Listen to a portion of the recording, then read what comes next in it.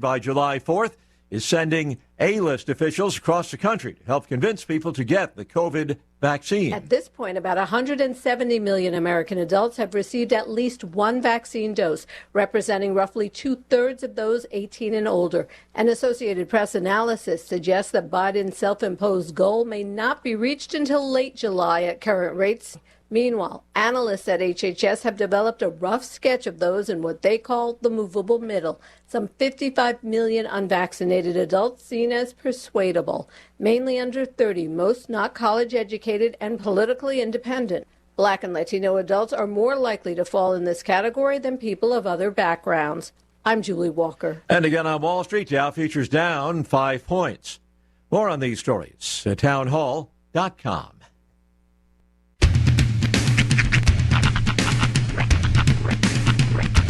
What in the wide, wide world of sports is going on here? I promise you, whatever scum did this, not one man on this force will rest for 1 minute until he's behind bars. Now let's grab a bite to eat. Yeah, come on. I feel the hot wind on my shoulder and the touch of a world that is older. I hit the switch and check the number, and then I slumber. I hear the rhythm ringing through it. Flamenco guitar and cumbia music. I hear the talking of the DJ. The travel listen, what does he say? I'm on a Mexican radio. I'm on a Mexican radio. Broadcasting live from high atop the J.P. White Building in downtown Roswell, New Mexico. It's Mornings with Mike Winters on 106.5 Roswell's Talk FM. Is that what I sound like when I talk? Now, here's your host, Mike Winters. And good morning, one and all. Welcome to Mornings with Mike Winters. I am he. That would be me, Mike Winters. Happy Monday, everybody. Yeah, I know, it's not that exciting to say, but happy Monday to everybody. Hope all of you are having a great day, had a great weekend. Got a little moisture, especially yesterday and overnight and today, and we got it going all week long. I don't know what happened, but I got a feeling did we have one of the old switcheroos with like the Pacific Northwest area? Like, did we accidentally make a wish in a fountain together with the Pacific Northwest and somehow we switched weather? I don't know. That's what it feels like, one of these switcheroo movies where we got, because they're getting like record-breaking heat. And we got a week with like 60% rain chances every day. And I'm like, hey, what happened? I think what we did was we each wished in the same fountain at the same time and wished we could be somebody else. New Mexico and the Pacific Northwest, and we ended up with each other's weather. I don't know. We're going to have to go find that fountain we both wished together in and switch it back because, there's like 60, 50% chances of rain every day all week, with highs like in the 70s and 80s. And you're like, that's us? I'm not complaining. Don't get me wrong. Me likey. But it's different. We'll get you up to date with the weather here this morning and everything else. I'll have that for you. Get you up to date and all that too. But let me give you the rundown here. We're going to replay our interview we had last Thursday with Damon Graham from your local New York Life agent. He always comes in once a month and gives us just great sound, financial planning advice, things like that. So for all you folks thinking about your future financially, which should be all of us, listen up. You're going to want to pay attention to that interview. Then in the 8 o'clock hour, about 8:15 today, we'll have the administrator for the Chaves County Detention Center, Daniel Ornelius, join us. He, of course, he was Chaves County Sheriff's before with the department there before he was taking over running the detention center and all that. But he's going to join us, and we'll chit-chat about what's going on out of the detention, or just talk about how life is out there and how they do things. And it's pretty interesting. I know I had a chance to go to them, visit the jail visit the jail. I wasn't a registered guest. I was there with Leadership Roswell to tour and see the facility, and pretty amazing facility when you're not checking in, but it's pretty good otherwise. But I think it's we're gonna have a great conversation with him here about 8:15 or so this morning, and then in the 9 o'clock hour, about 9:15, we're gonna replay our interview we had Friday with Peggy and Tracy from the Roswell Public Library, talking about summer reading program and all that good stuff. So with looks like this week's weather not going to be so cooperative for outdoor activities. Hey, bring the kids on down to the library this week. Sign up for summer reading, get some books, and that way they can, when the weather doesn't cooperate for outdoor stuff, you can get them a book and have some fun there. So we'll play that interview for you here about 9:15 or so this morning. Plus, we'll have all of your other features that include your local news, your town hall news, and your town hall business report. We'll also have all of your features and update the weather and whatever else we can come up with for today's show. Before we do any of that, though, let's take a look at your weather forecast. And for today, I get to be your weather. At least for now, we get to be your weather because computers and things are giving us a little bit of a squirreliness this morning. But we'll get that taken care of. We do have a flash flood watch that is in effect through the 29th, tomorrow morning, the 29th. So that's going on. That's because we got rainfall, and we got more rainfall on the way. Today, we are looking at a 90% chance of some precipitation, showers and thunderstorms. They say some of the storms today could produce some heavy rainfall. Going to be cooler. Highs only expected to hit around 73 today with northeast winds at around 10 miles per hour. They're saying between 3/4 and 1 inch of rain possible today. Tonight, we are looking at an 80% chance of showers and thunderstorms. Once again, some of these storms could produce heavy rainfall. Looking at an overnight low of 65 with north winds at around 10 miles per hour. They're saying anywhere from 3/4 to 1 inch of rain possible tonight as well. Hence all the flash flood watches and stuff we're getting right now. For you Tuesday, we are looking at a 90% chance of showers and thunderstorms once again.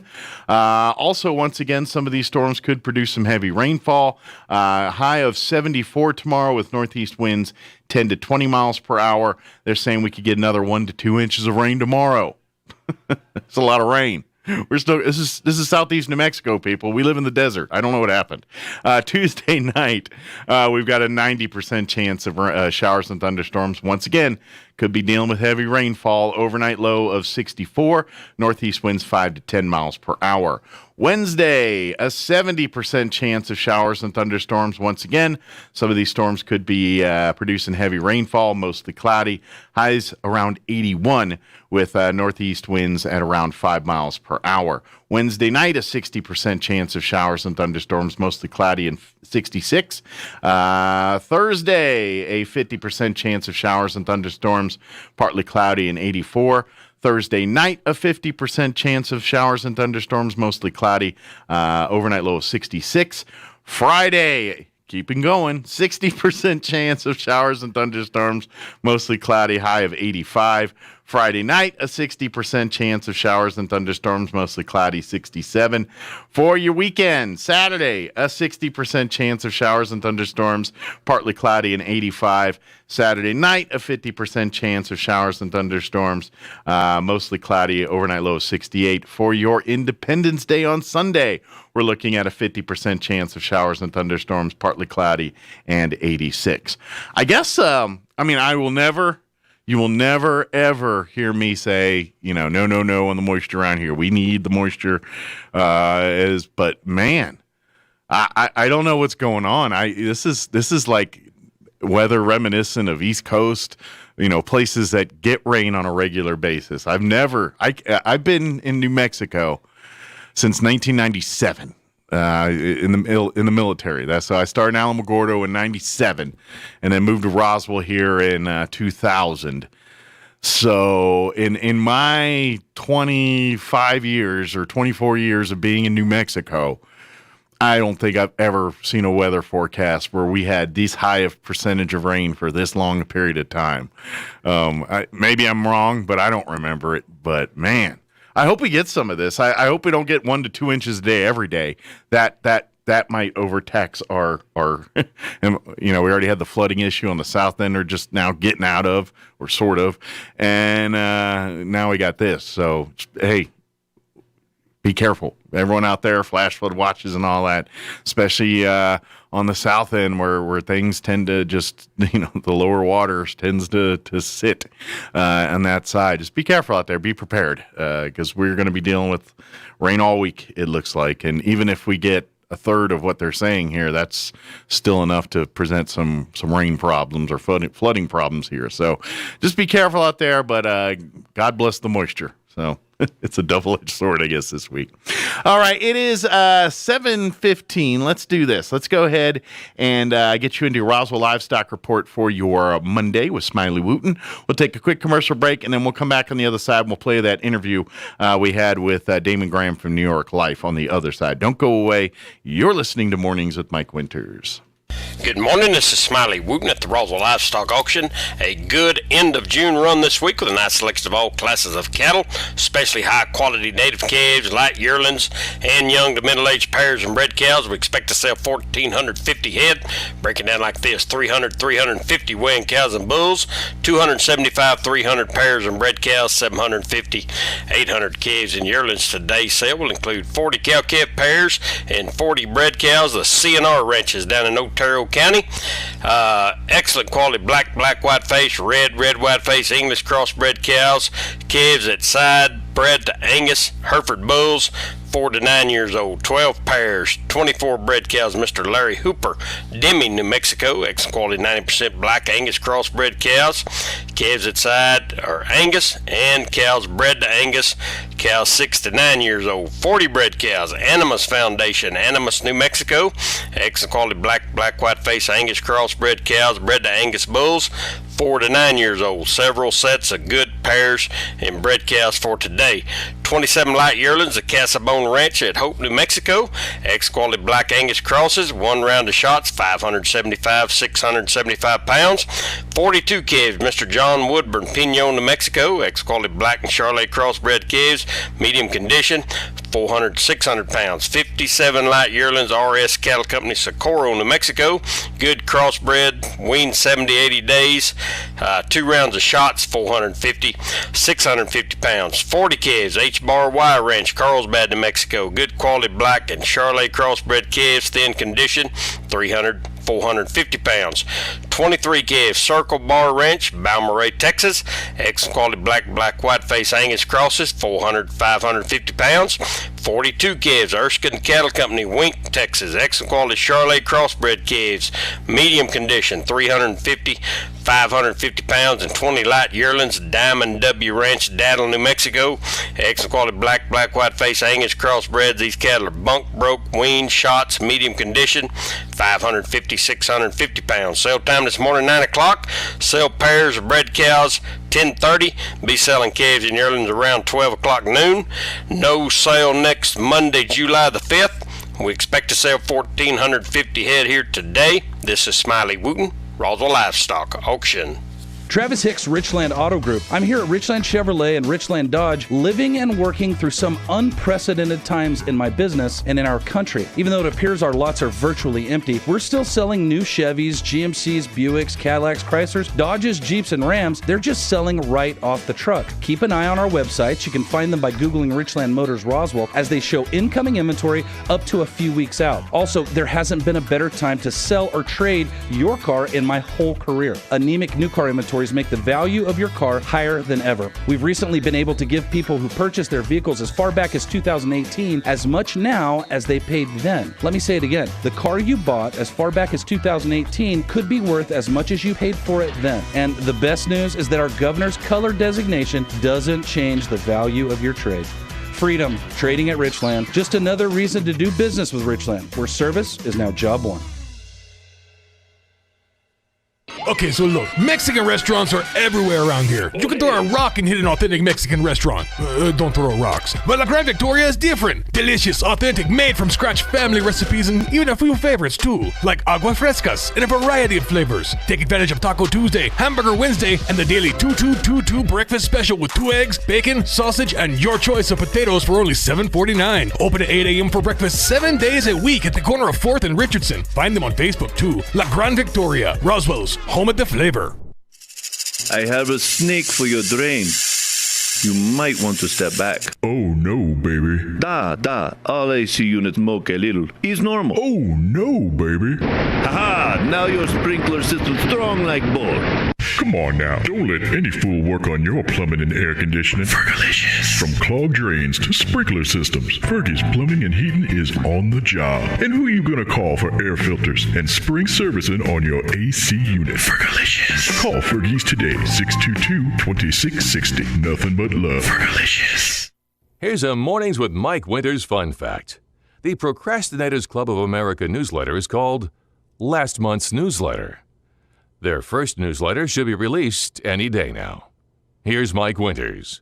Joining us in the studio this morning for his monthly visit, your local New York Life agent, Damon Graham, with us. Morning, Damon. Good morning, Mike. How are you? Doing well. How's the summer going for you and your family?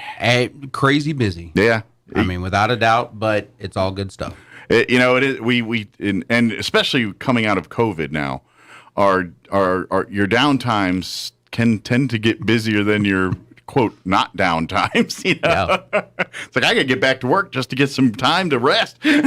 Pretty much. I mean, the last time I was on, we were right in the middle of graduations and end of school year, and Sure. It just was a crazy mess, and it hasn't really let up. Yeah. Probably won't till probably for a while here, till we kind of settle really into a normal again, and people aren't so much worrying about, all right, can I go here? Can I not go here? Do I got to wear a mask here? And once we kind of get past that, and we just start, oh yeah, I got to get here. I'm going to do that, and you don't think about the 27 other things that make you think about now just to go get a loaf of bread or whatever it is. Right. But we'll see. Not as many hoops, but still. It's always in the back of your mind. Mm-hmm. We were talking mask, and then we'll move on real quick. I did get a chance when I was in Tucson. We went to like one of these outlet areas to shop around in a little bit, and most were fine, but there was 1 or 2 stores they would not let you in unless you had a mask. Really? Still it's in Arizona? Still? Mm-hmm. Yeah, it was like one of the outlet. You know how they have those little outlet, and I'm just making an observation. Y'all take whatever you want out of this. Those businesses that were doing that. There weren't a lot of customers in there. Just saying. Right. There were a lot of customers in the other places where they were making people. Generally speaking, it was the employees and maybe one person. Right. and unfortunately, I believe most of those mandates come down from the national level, just like we were talking about the national parks. Sure. And federal buildings and those things are still under mandate. Yeah. And they don't have a choice. If they're going to operate under the premise of that big corporate umbrella, they have to follow those rules. And right now, I agree with you. It's killing them. It's got, I mean, I'm just making the observation, like people are choosing to go shop elsewhere, and that's their right to do that. And so act accordingly, but I'm just making observations. Sure. No, I agree. For folks that aren't familiar with our conversations with Damon, he joins us once a month. And obviously when we talk finances and things like that, you can't get specifics because you talk to 2 different people and their stories are completely different on their financial needs or goals or any of that combination. But we talk in generalities. We always and I don't care what your goals are. There are certain things that that everyone has to do to get in those directions. I mean, we have to. I don't care what your goal is. You have to have some fiscal responsibility to get there. If you're and that's. But that's where the beauty of this is different. The people's end games and goals aren't the same. Some people that no, I want to have a big Scrooge McDuck pile of money vault waiting for me when I die to distribute to my family. Others are like, I ain't got no family. I'm just trying to make it through the rest of my life here. Or, people's end games are different, and you give different advice and different directions to go in based on those decisions. So we can't really tell you that. But one of the commonalities and kind of a visual that you can think about is no matter what your situation is, think of it like building a house. You know, you can't start with the roof. You have to start with a foundational piece. Sure. And, you know, if you build on sandy soil, your house is going to crumble. So you have to start off with a solid foundation. And, you know, generally speaking, for most people, that's making sure that you've got your emergency fund.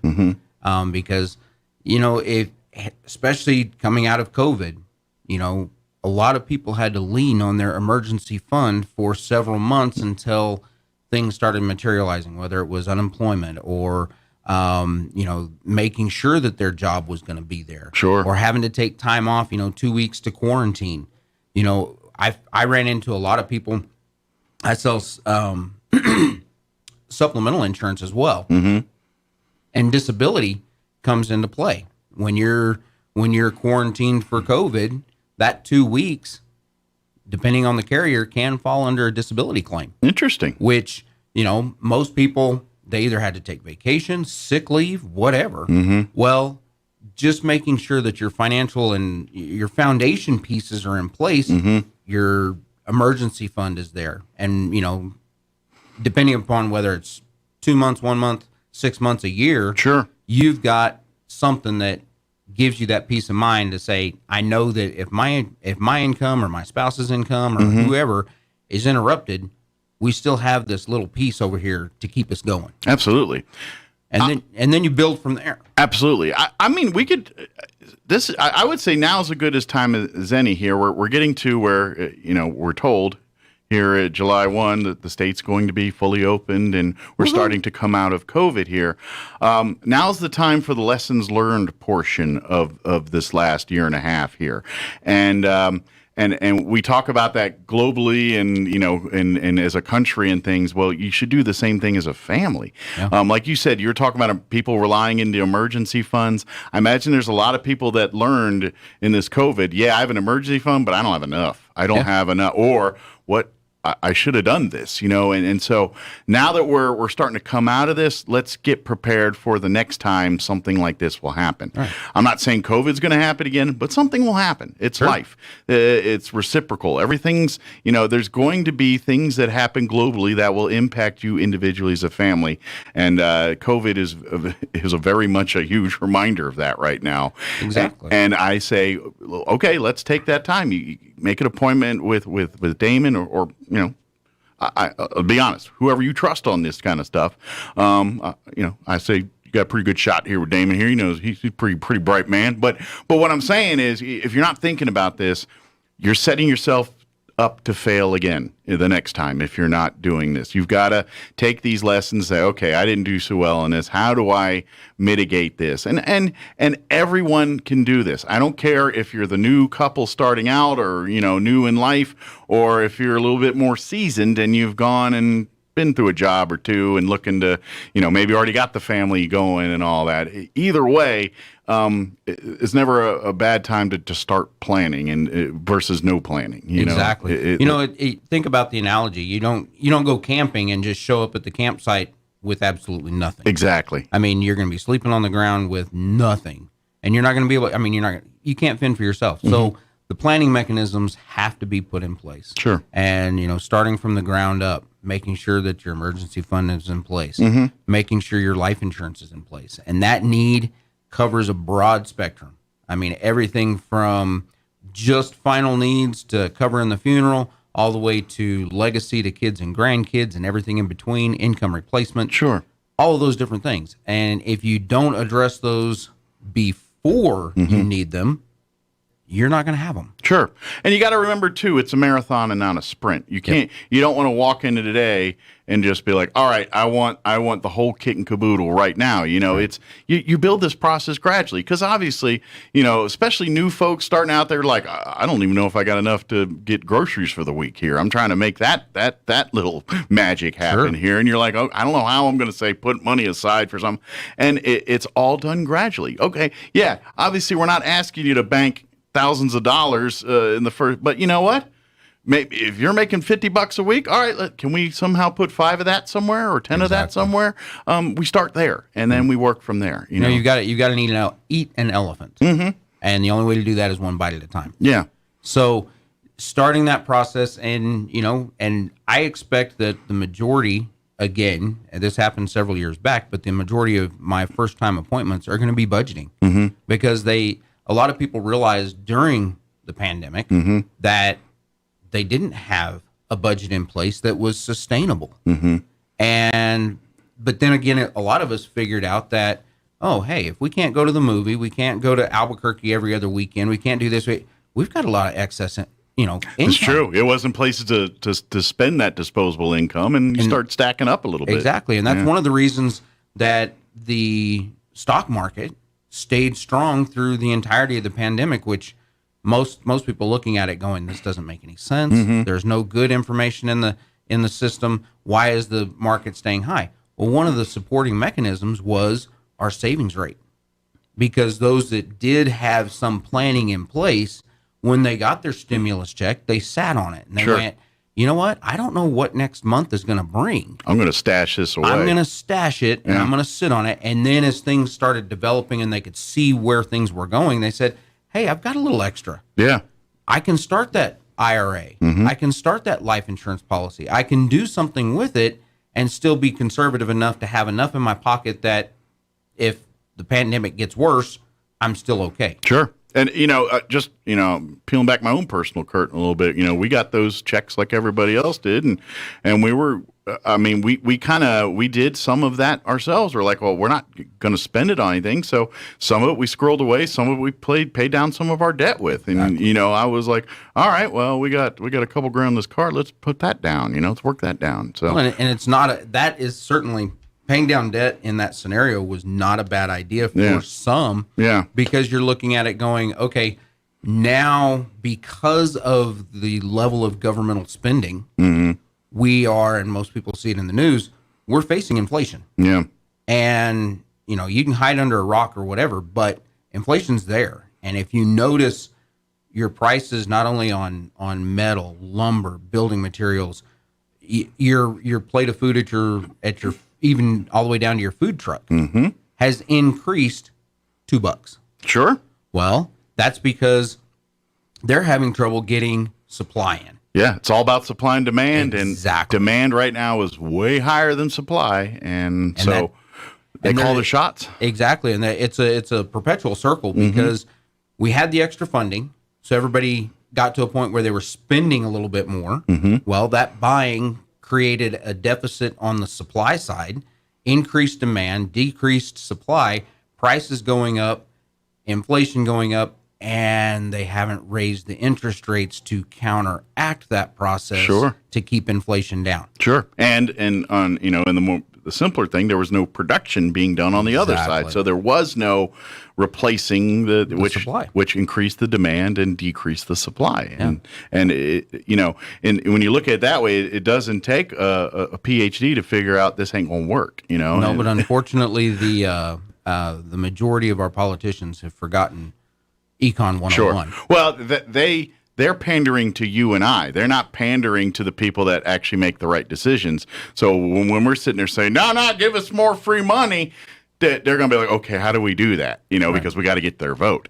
So, you got to remember that sometimes it's like, are our politicians working for our vote? Or are they working to make our country better? And at the end of the day, that's the debate we have in the political world, and that's another conversation. But regardless of what's going on there, that's where Damon can come in and say, regardless of the political world and what's going on, you've got to create that nest egg and create that ability to protect your family through whatever storm's going on, whether it's personal storms like fires and deaths in the family and things, or more global storms like people are losing their jobs because of COVID or things like either way. This is there to protect you in those things. And if nothing goes wrong, this is also to say, you know what? I'm here in my 60s now. I'm about ready to tired of doing this mess. I'm going to go sell everything, buy an RV, and see the world. Well, guess what? Now you can do that. You can do that. And if you're not planning, guess what? You're in your 60s and say, man, I'd love to see the world, but I can't because I got to pay for this house that I'm still, paying on. And you're sitting in the dark eating cat food. Exactly. And that is not a good place to be. Yeah. And you don't want, it's bad. When you're younger, you put through that because I'm doing this because I want to do that. But when you're older, and it's a little harder pill to swallow. It is without a doubt. But and just like we were talking earlier, the foundational pieces, that's what you got to put together as soon as you can, and then you eat the elephant. Every time that you can, you take another bite, and you build on that structure to meet your goals, your needs, and it's just a matter of getting off high center. And I would guess too, you probably get, especially if you find people that once they get like a game plan or a structure, they really thrive in following that. And some people do that real well. Some they're like, no, I want to forge my own way. But and there's a right path to do both that way. But you got to educate yourself on the risks, rewards, and or have the Sherpa like person, like someone like Damon, to bounce these ideas off and say, yeah, but you're opening yourself to this, and this.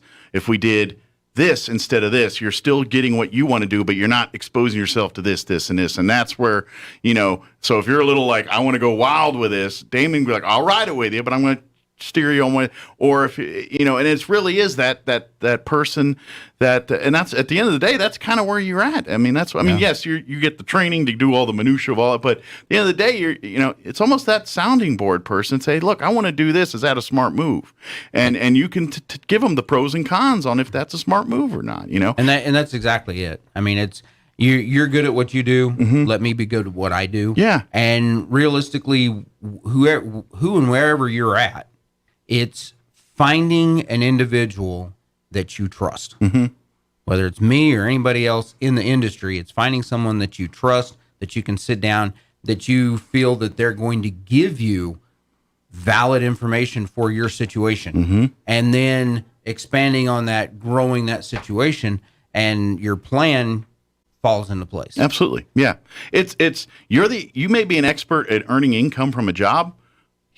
Damon's the guy that say, okay, now that you've got that income, how can we make it work for you instead of you keeping working to make more of this? Yep. And that's life. That's the American dream. You work hard, you get this living. All right, how do I make sure that this living that I've accrued over 20, 30, 40 years is going to last me the next 40 years or whatever it is? And that's and see, the onus to me is on me once I meet you to establish that I bring enough to the table to sit at your table of advisors. Sure. Because ultimately, in my mind, that's what it comes down to, is we all can't be a jack of all trades. I mean, I hate doing cement. Concrete is not my forte. Yeah. I can do it, but I don't like to. So I would rather pay someone to do it. Well, it's the same scenario.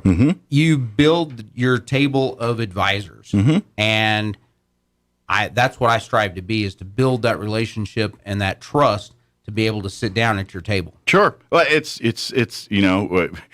let's face it, life's the gamble and everything else, and so much your finances very much so are too. But it's the Kenny Rogers, the Gambler song. It's going to be that way. You just got to know when to make the move. When it's to hold 'em, fold 'em, walk away, run, the whole song there. That's not a whole lot different than what we're talking about here, just in the bigger scheme of things. And it's just okay, but we don't grow up being financial experts unless you were surrounded by that stuff or someone taught you it. A lot of it's not going to just absorb onto you. I mean, some of it will, I hope, but when you get into the minutia of putting say you're looking for a tax shelter, I'm pretty sure unless you're doing this every day, you're probably not well versed on all the different options that are available to you. You may have known what your dad did 30 years ago, but things have changed a little bit from how you do. I mean, the tried and true don't, but the ways to get there, it's a little bit different than it was probably when your parents were doing this kind of stuff. And you're spot on that one. Yeah. Because I was having this conversation just the other day that this world has changed immensely just over the last 20 years because of the transfer of information. I mean, previously you could have a tsunami in Japan and we wouldn't find out about it until a day or so later. So the markets wouldn't react to that until they saw some of the fallout from the tsunami. Then they'd go, okay, now we can react. But now tsunami happens today. 30 seconds later, we know about it here, and the markets are reacting. It's impacting the money that instantaneous, and so that has a huge impact on how you place your plan and where you put things and how you react to it. Yeah, I could have, and I know this is not my world or anything, but when we think of the stock market and trading, of course, the image I think most Americans think of is the New York Stock Exchange floor. There's been enough movies and TV shows that put you there, and you kind of get that feeling. And the image is always the same. The guys in the coats run around. It looks like just a big cluster of screaming and hollering. It's actually very much an orchestra, but people don't realize it unless you're in there. And you're thinking, okay, 30 years ago, it looked like that, and they were finding information, hours, next day, whatever it was, and now it's literally the stock market opens and the ticker's going on the TV, and a piece of information happens, and it impacts it seconds later.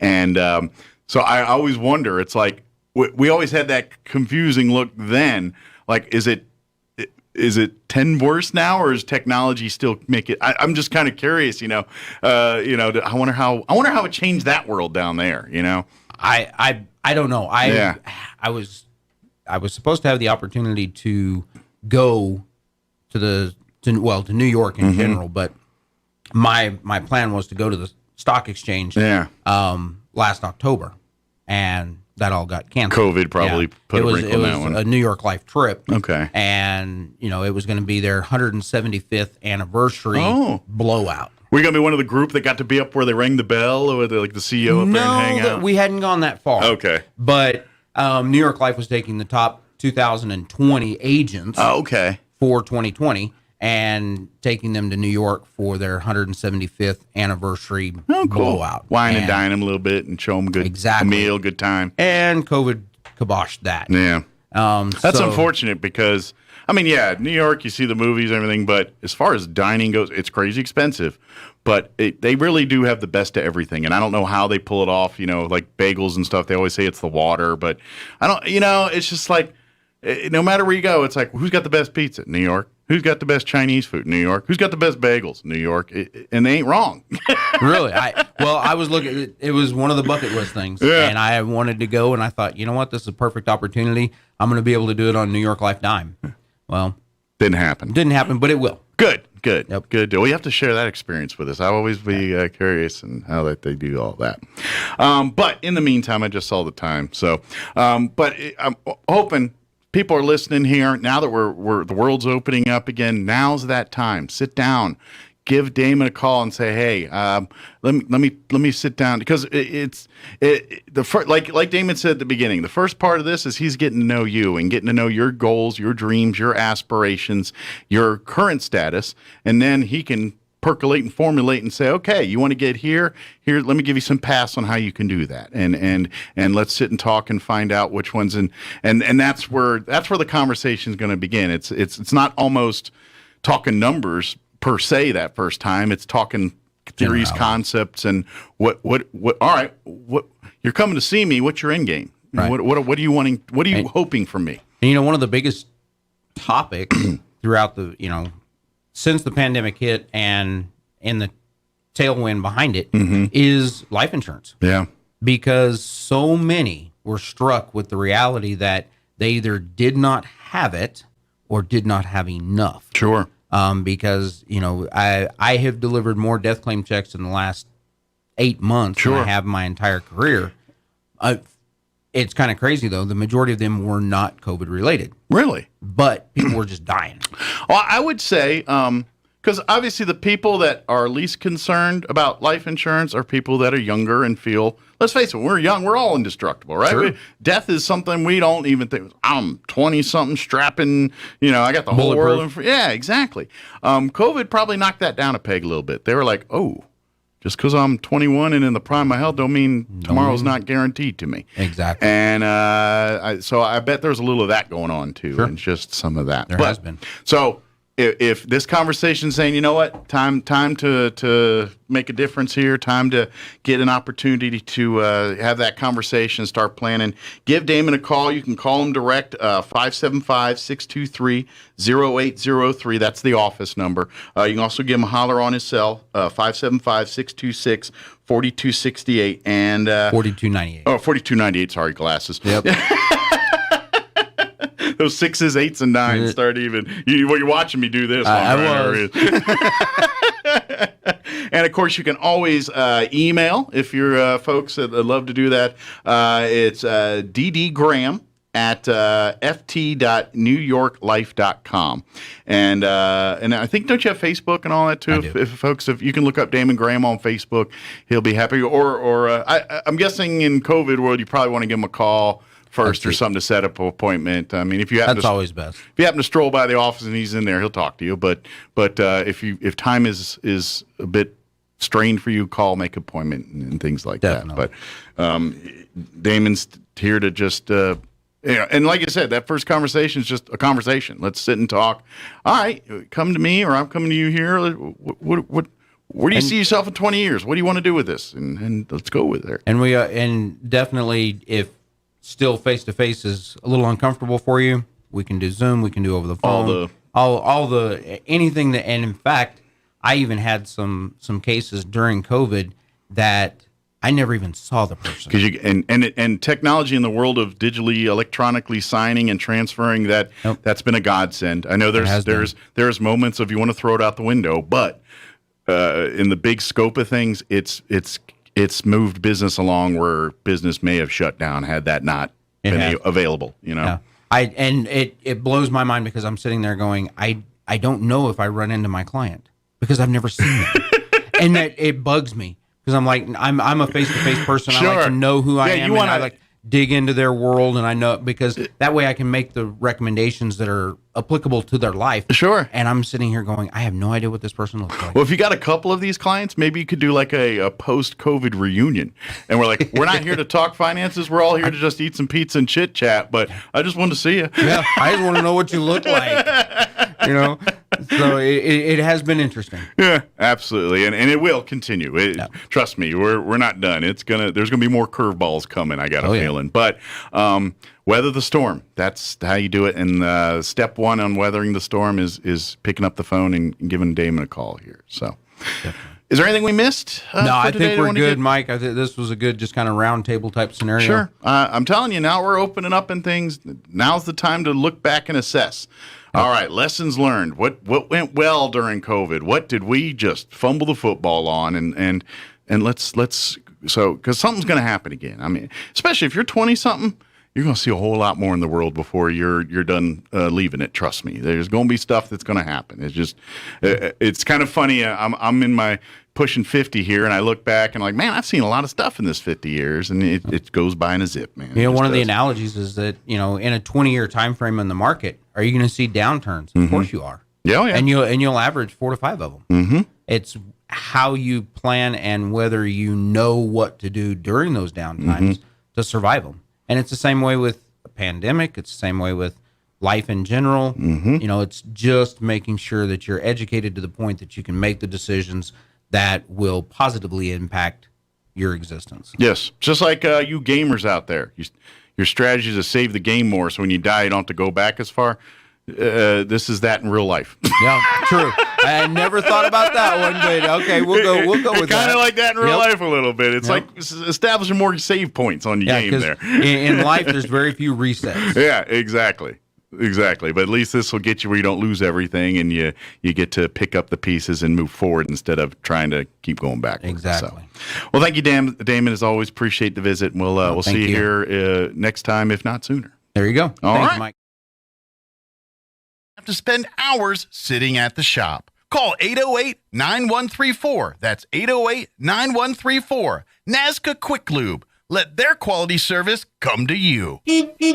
Imagine pool water that is extremely soft and gentle on hair, skin, and eyes. Soft Swim is a chlorine-free sanitizing system by BioGuard. Simple and easy, Soft Swim will give you a crystal clear pool that feels luxuriously soft. Your pool might just become the destination of the entire neighborhood. Application is a breeze, no mixing, no pre-dissolving, and routine maintenance is simple. Come to Mays Lumber Company today, the only dealer for Soft Swim by BioGuard. You can count on Mays Lumber Company. Western Farmers Electric Cooperative is the wholesale power provider for Central Valley Electric. As energy efficiency, environmental standards, and other aspects of the electric utility industry change, it is important that Western Farmers understands the energy needs for today and for the future of CVE residential customers. You can complete this short residential survey at the CVE headquarters in Artesia, on our website, cvecoop.org, on Facebook, on SmartHub, or complete and return the paper copy you received in the mail. Your input is valued and much needed. Customizable office equipment is one stop away at PTS Office Systems. Of course, you and the business next door do different things, so you need different office equipment.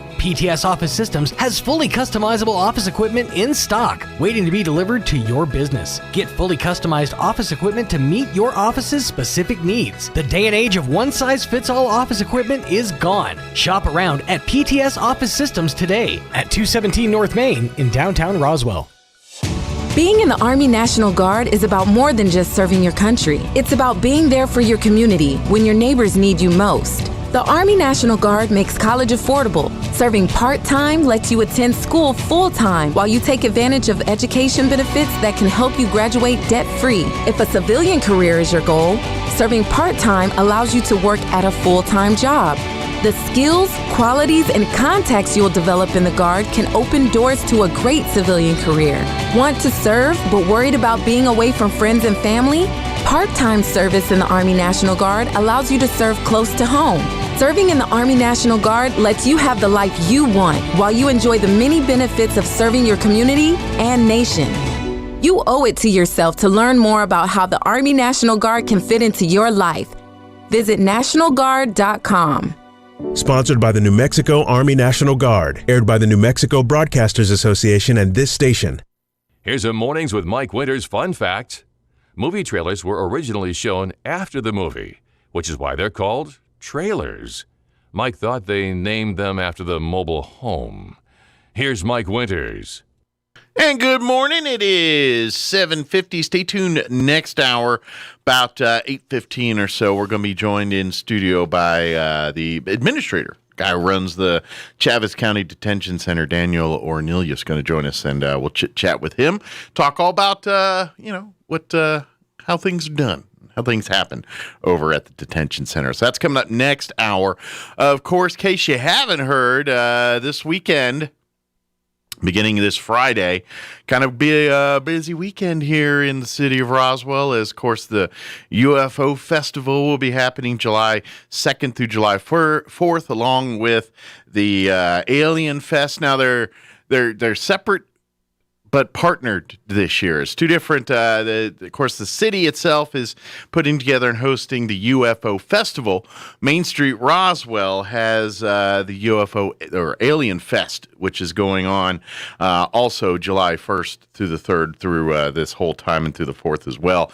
But it's partnerships with the different things. Now, and matter of fact, tune in tomorrow in the 9 o'clock hour, about 9:15. Marie Manning, the director for Main Street Roswell, she'll join us, and we'll chit-chat about Alien Fest and all the different stuff there. But it's all partnered together. Now, with Alien Fest, basically, Main Street's working with the city to help enhance the UFO Festival that is now being coordinated in different events. Alien Fest will provide additional events for visitors and residents for the weekend as well.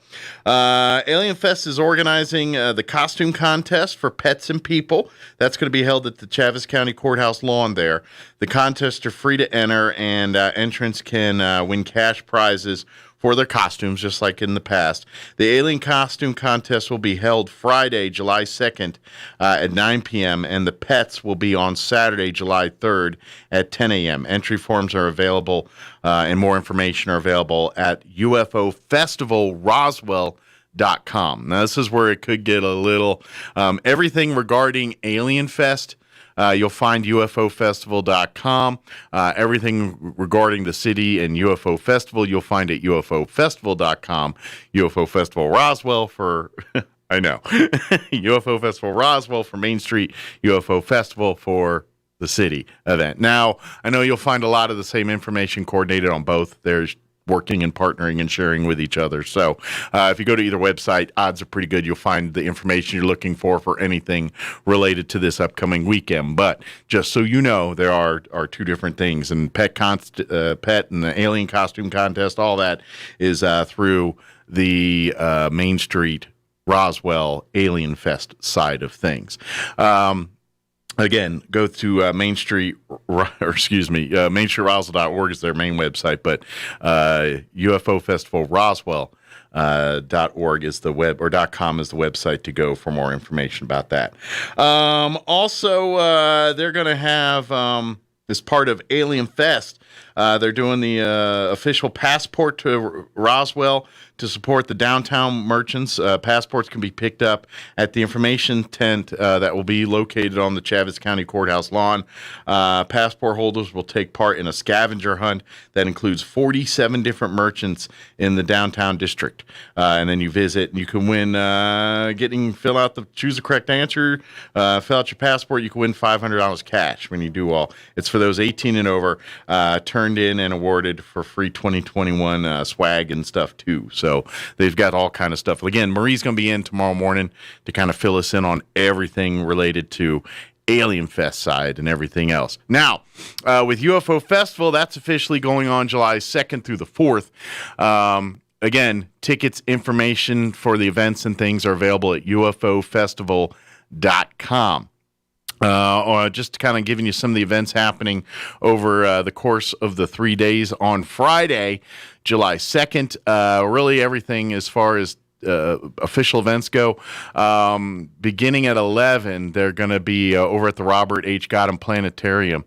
The Goddard Planetarium, they're going to be doing a movie, Destination Mars, Electrolaze, Laser Rocks, Laser Zeppelin, Pink Floyd's Dark Side of the Moon, the Laser Grateful Dead, all that cool stuff. That's going to be going on from 11 to 7 out at the Robert Goddard Planetarium.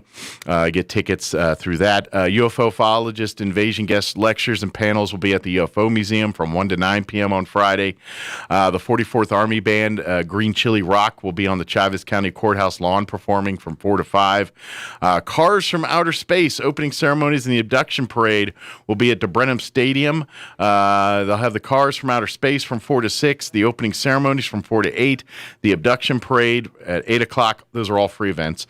Battle of the Bands will be taking place at the Roswell Community Little Theater from 7 to 11 Friday night. Winner of that will be the opening act for Shovel Shepherd Saturday night as part of the big celebration as well.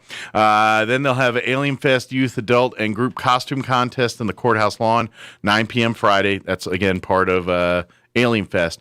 The Intergalactic Cinema Experience are going to be showing the movie Spaceballs at the Cielo Grande Recreation Friday night at 9 p.m.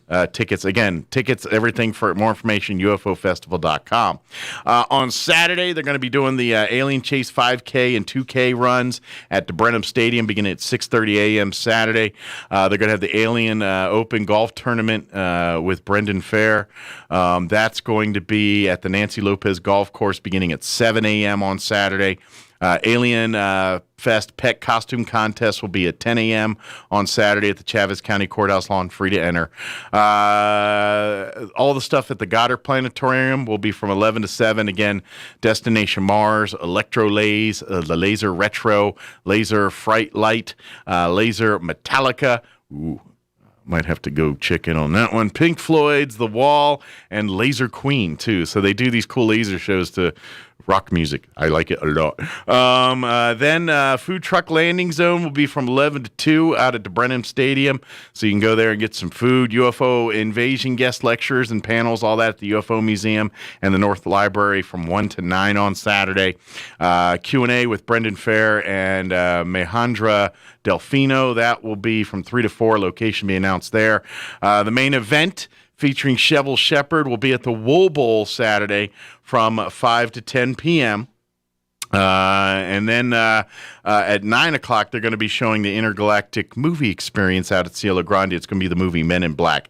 Again, tickets and information for all those events, ufofestival.com. Then finally on Sunday, they got a sunrise hike at Bottomless Lake State Park beginning at 6 a.m., although I don't know. You might want to get up earlier for that. Sunrise gets early. I mean, I'm up in the 5 o'clock hour, and the sun seems to be peeking out early. But anyway, then at 7 a.m., they're going to have fluidic space yoga at the Roswell Rec and Aquatic Center beginning at 7 a.m. Grace Community Church will have their UFO Festival outreach at DeBrenham Stadium from 9 to 10 on Sunday. UFOologists and guest lectures will be at the UFO Museum in the North Library from 9 a.m. to 11:30 a.m. on Sunday. Arts and Crafts Fair will be happening at the Spring River Zoo on Sunday from 10 a.m. to 4 p.m. And then they'll have the movie event from 6:30 to 10. Actually, it's the Unexplained event, July 4th celebration. That's going to be at the Cielo Grande Recreation, kind of wrapping up and kicking off your 4th and obviously closing up the UFO Festival. That will be from 6:30 to 10 out at the Cielo Grande Recreation area. Again, go to UFOfestival.com to see everything that's the schedule, tickets, information, order, all that for the city's UFO Festival. Go to, if you want to learn more about the Main Street's Alien Fest, UFO Festival, Roswell.com has everything there. You'll probably find most of the information for both events at either website. They are working close on that. But and then again, tune in tomorrow about 9:15. We're going to have Marie Manning from Main Street Roswell, the director there. She's going to join us and talk all about Alien Fest and all the plans and what you can do. And I imagine if you'd like to help out, they could always look for a few volunteers too. So that's coming up tomorrow. All right, closing in on 8 o'clock. We'll be back on the other side of Town Hall News. Don't go away. Your home for Coast to Coast AM in Roswell, 106.5, Roswell's Talk FM, KEND, Roswell, New Mexico. News this hour from townhall.com. I'm Rich Thomason. The agonizing wait continues for families of 152 people unaccounted for following the Florida condo building collapse. Those families waiting word on the fate of their loved ones. The death toll is 9.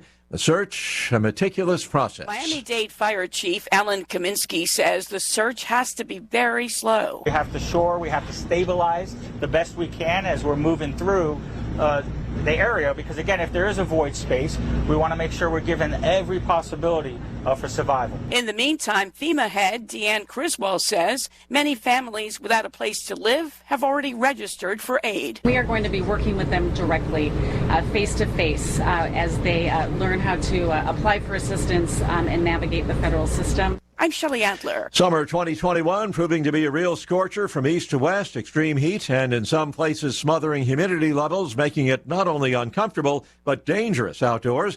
National Weather Service meteorologist Dan Peterson says the heat is really on in the Pacific Northwest. The most extreme example is Spokane, Washington is forecast to either tie or break their high temperature record for each day for the entire week.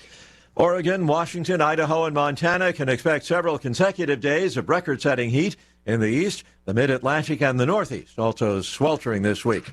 Israel's president visits the White House today. As President Rivlin approaches the end of his term, the visit will honor the dedication he has shown to strengthening the friendship between the two countries over the course of many years. White House Press Secretary Jen Psaki.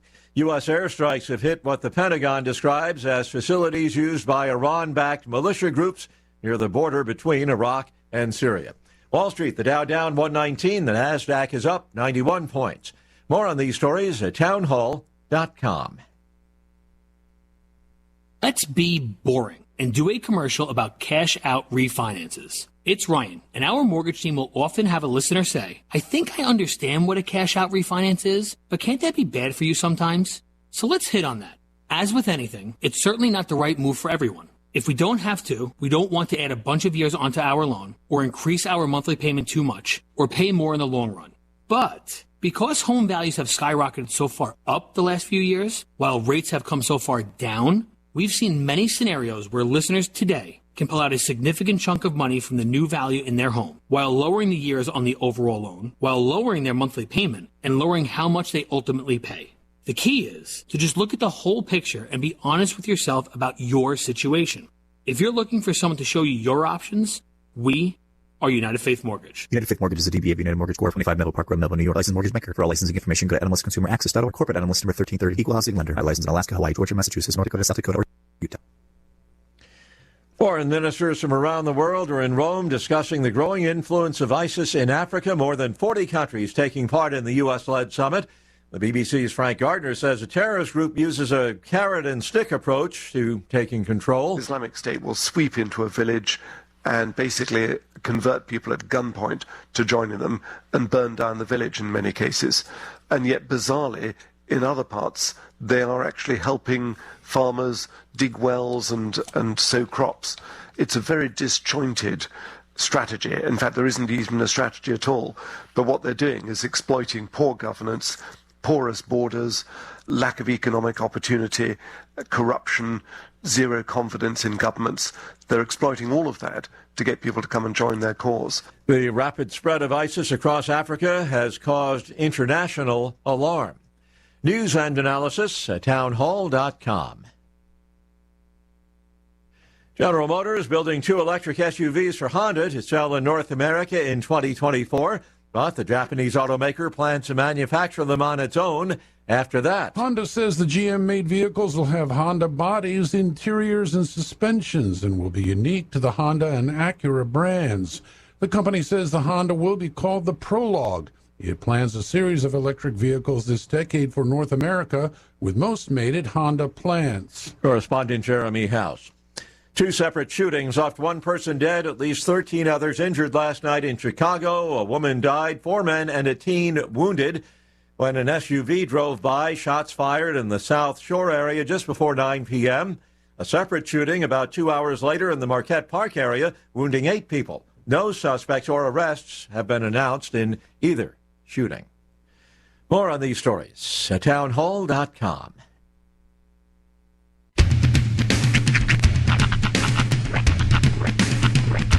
What in the wide, wide world of sports is going on here? I promise you, whatever scum did this, not one man in this force will rest for 1 minute until he's behind bars. Now let's grab a bite to eat. Yeah, come on. I feel the hot wind on my shoulder and the touch of a world that is older. I hit the switch and check the number, and then I slumber.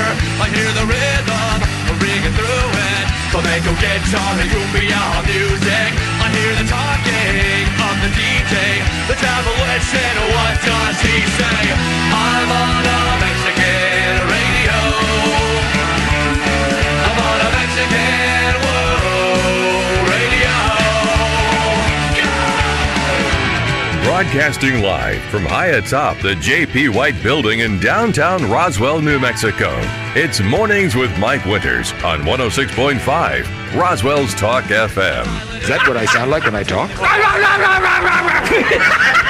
Now, here's your host, Mike Winters. And good morning. It is 6 minutes after 8 o'clock. Welcome to hour number 2. The Deuce. Alrighty, thank you. Substitute Deuce. Tanner. Sean's doing his show from a remote location, undisclosed location this morning. It's not the jail, I can tell you that, but it's an undisclosed location. So I don't think they let him do the show from the correction center. I'll ask Daniel when we interview him here in a little bit. Pretty sure they wouldn't let that fly. But anyway, yeah, he's doing that, so he'll be back with us tomorrow. But happy Monday, everybody. I know we're in Roswell, New Mexico. I know you probably had to double check, make sure your GPS is where you put you in the right location, because our weather is certainly not Roswell, New Mexico like this week. I was kind of joking at the beginning of the show, and the more I think about it, the more it may not be a joke. I think we did one of those movie switcheroos with the Pacific Northwest. You know how those movies where they make 2 people wish in a fountain at the same time and end up switching bodies? You know, they end up going in each other's bodies. I think somehow we accidentally did that with the Pacific Northwest, because they're getting like record temperatures and hot and heat, and we've got a solid week where our highs are in the 70s and 80s, and our rain chances, like our lowest chance is like 50% or 40% all week long. And you're like, hey, what happened? Like, we got 90% chances of rain and 70. We follow up with an 80 and then a 70 and another 60 for a whole week straight. And I'm like, are we sure we're in southeast New Mexico? Is this our normal weather? And I don't know. This isn't even, because people are like, well, it was monsoon season. It seems early, but even monsoon season doesn't get like this. We might get a rain chance here or there, or it's a little storm that kind of rolls in the afternoon, and then 30 minutes later it rolls out. But this all day feeling like it's going to rain, I don't know how to react to this. This ain't supposed to happen here, but this is what we got. So enjoy. We will take up maybe the wood knocking. Maybe this will knock us some out of those extreme drought conditions and just put us in drought conditions. What we're used to. I don't know. But praying for rain. We want it. Maybe not all at one time. But give us, if we can get good soaking rains all week, shoot. That'll be nice, won't it? But we'll see. Be careful, though. They're talking, we could be dealing with, we got flood watches and things. So if we've got a week of rain that could get heavy at times, that could pose some problems, especially down south. We know with the flooding and things like that. So just be careful this week. But let's hope we get some good moisture out of this. But I'll get you up to date with the weather here in just a few. Then about 8:15 or so, we're going to be joined in studio by the administrator, the guy who runs the Chaves County Detention Center. Daniel Orneal is going to join us, and we'll chit-chat about what's going on over at the detention center, and just talking about, because I'm guessing most of the audience has not spent time in there. You may not know what it's like. And so we're going to chit-chat a little bit about it and just talk about, how things, and just kind of get an update of what's going on there. And I imagine, I'm guessing, and I have no idea, I haven't talked to Daniel, but if life is like everywhere else in the world, he's probably looking for a few good individuals to be a part of his team too. That would be a guess I have, because everybody's looking for people right now. And even when, things were normal, the detention center was always looking for some good qualified folks to be a part of their team. So I imagine we'll chit-chat a little bit about that with Daniel as well here this hour. But that's coming up in just a little bit. Later on, we'll get you up to date with the news as well, and whatever else we can come up with for this hour of the show. All right, I think our weather guy is back in business, so here for your listening pleasure, cross your fingers. Hopefully it's not Friday's weather. We'll find out. I didn't get a chance to listen seconds before, but I was told it was updated, so let's find out. Here's your weather. I'm meteorologist Steve Hamilton with your Pecos Valley weather. Plenty of rain coming up over the next couple of days. We have stationary front nearby and lots of moist air over eastern New Mexico. Showers and thunderstorms will be likely. Some of those storms could have heavy rainfall, so watch out for some flash flooding. Today's highs between 73 and 76. A few of those storms could drop 1 or 2 inches of rain. Showers and thunderstorms overnight. More rain likely tomorrow and mid-70s. That's your latest forecast. I'm meteorologist Steve Hamilton. Thank you, Steve. And that was updated, because last time we heard Steve, he was talking about the weekend. And I don't think that weather was going to be very helpful to you. I mean, if you want to prove them wrong or right, but find out what's going on, not so much. But anyway, currently 66 degrees here in Roswell. Humidity is at 84%. Winds are out of the north at 7 miles per hour. We do have a flash flood watch. That's still in effect through 6 a.m. tomorrow, and I would imagine that's going to keep extending and probably upgrading to some point, assuming when some of this weather starts rolling through again. But we got rain chances all week long, and good rain chances. We're looking at a 90% chance at rain showers today. They do give us the warning that some of these storms could produce some heavy rainfall. Highs only expect to hit 73 today. And I wore shorts. Oh, well. Winds will be out of the northwest at around 10 miles per hour today. They're saying we could see anywhere from 3/4 to an inch of rain today. Tonight, we're looking at an 80% chance at some rain and showers and thunderstorms. Once again, some storms could produce heavy rainfall. Overnight low of 65 with north winds at around 10 miles per hour. Could see another 3/4 to an inch of rain tonight as well. Tuesday, we are looking at a 90% chance at rain. Once again, some storms could produce heavy rainfall. Highs is around 74 tomorrow. Northeast winds at 10 miles per hour. Could see another 1 to 2 inches of rain on Tuesday as well. Tuesday night, we're looking at a 70% chance of rain. Once again, some of these storms could produce heavy rainfall. Cloudy with an overnight low of 64 and northwest winds 5 to 10 miles per hour. They at least don't give us totals on that one. But wait, there's more. Wednesday, a 60% chance at showers and thunderstorms, mostly cloudy, a little warmer. Highs around 81 on Wednesday with northeast winds 5 to 10. We're looking at a 40% chance of rain Wednesday night. Mostly cloudy, overnight low of 66. Thursday, a 50% chance of rain, partly cloudy and 84. Thursday night, a 50% chance of rain, mostly cloudy and 86. Friday, sunny. Just kidding. 60% chance of rain, partly cloudy, high of 85. Friday night, we're looking at a 50 or 60% chance of rain, mostly cloudy, overnight low of 67. And when you get off work, more rain in store for the weekend. 50% chance on Saturday, partly cloudy and 85. 50% chance Saturday night, overnight low of 68. And on your Independence Day Sunday, a 50% chance at rain, partly cloudy and 86. So UFO Fest.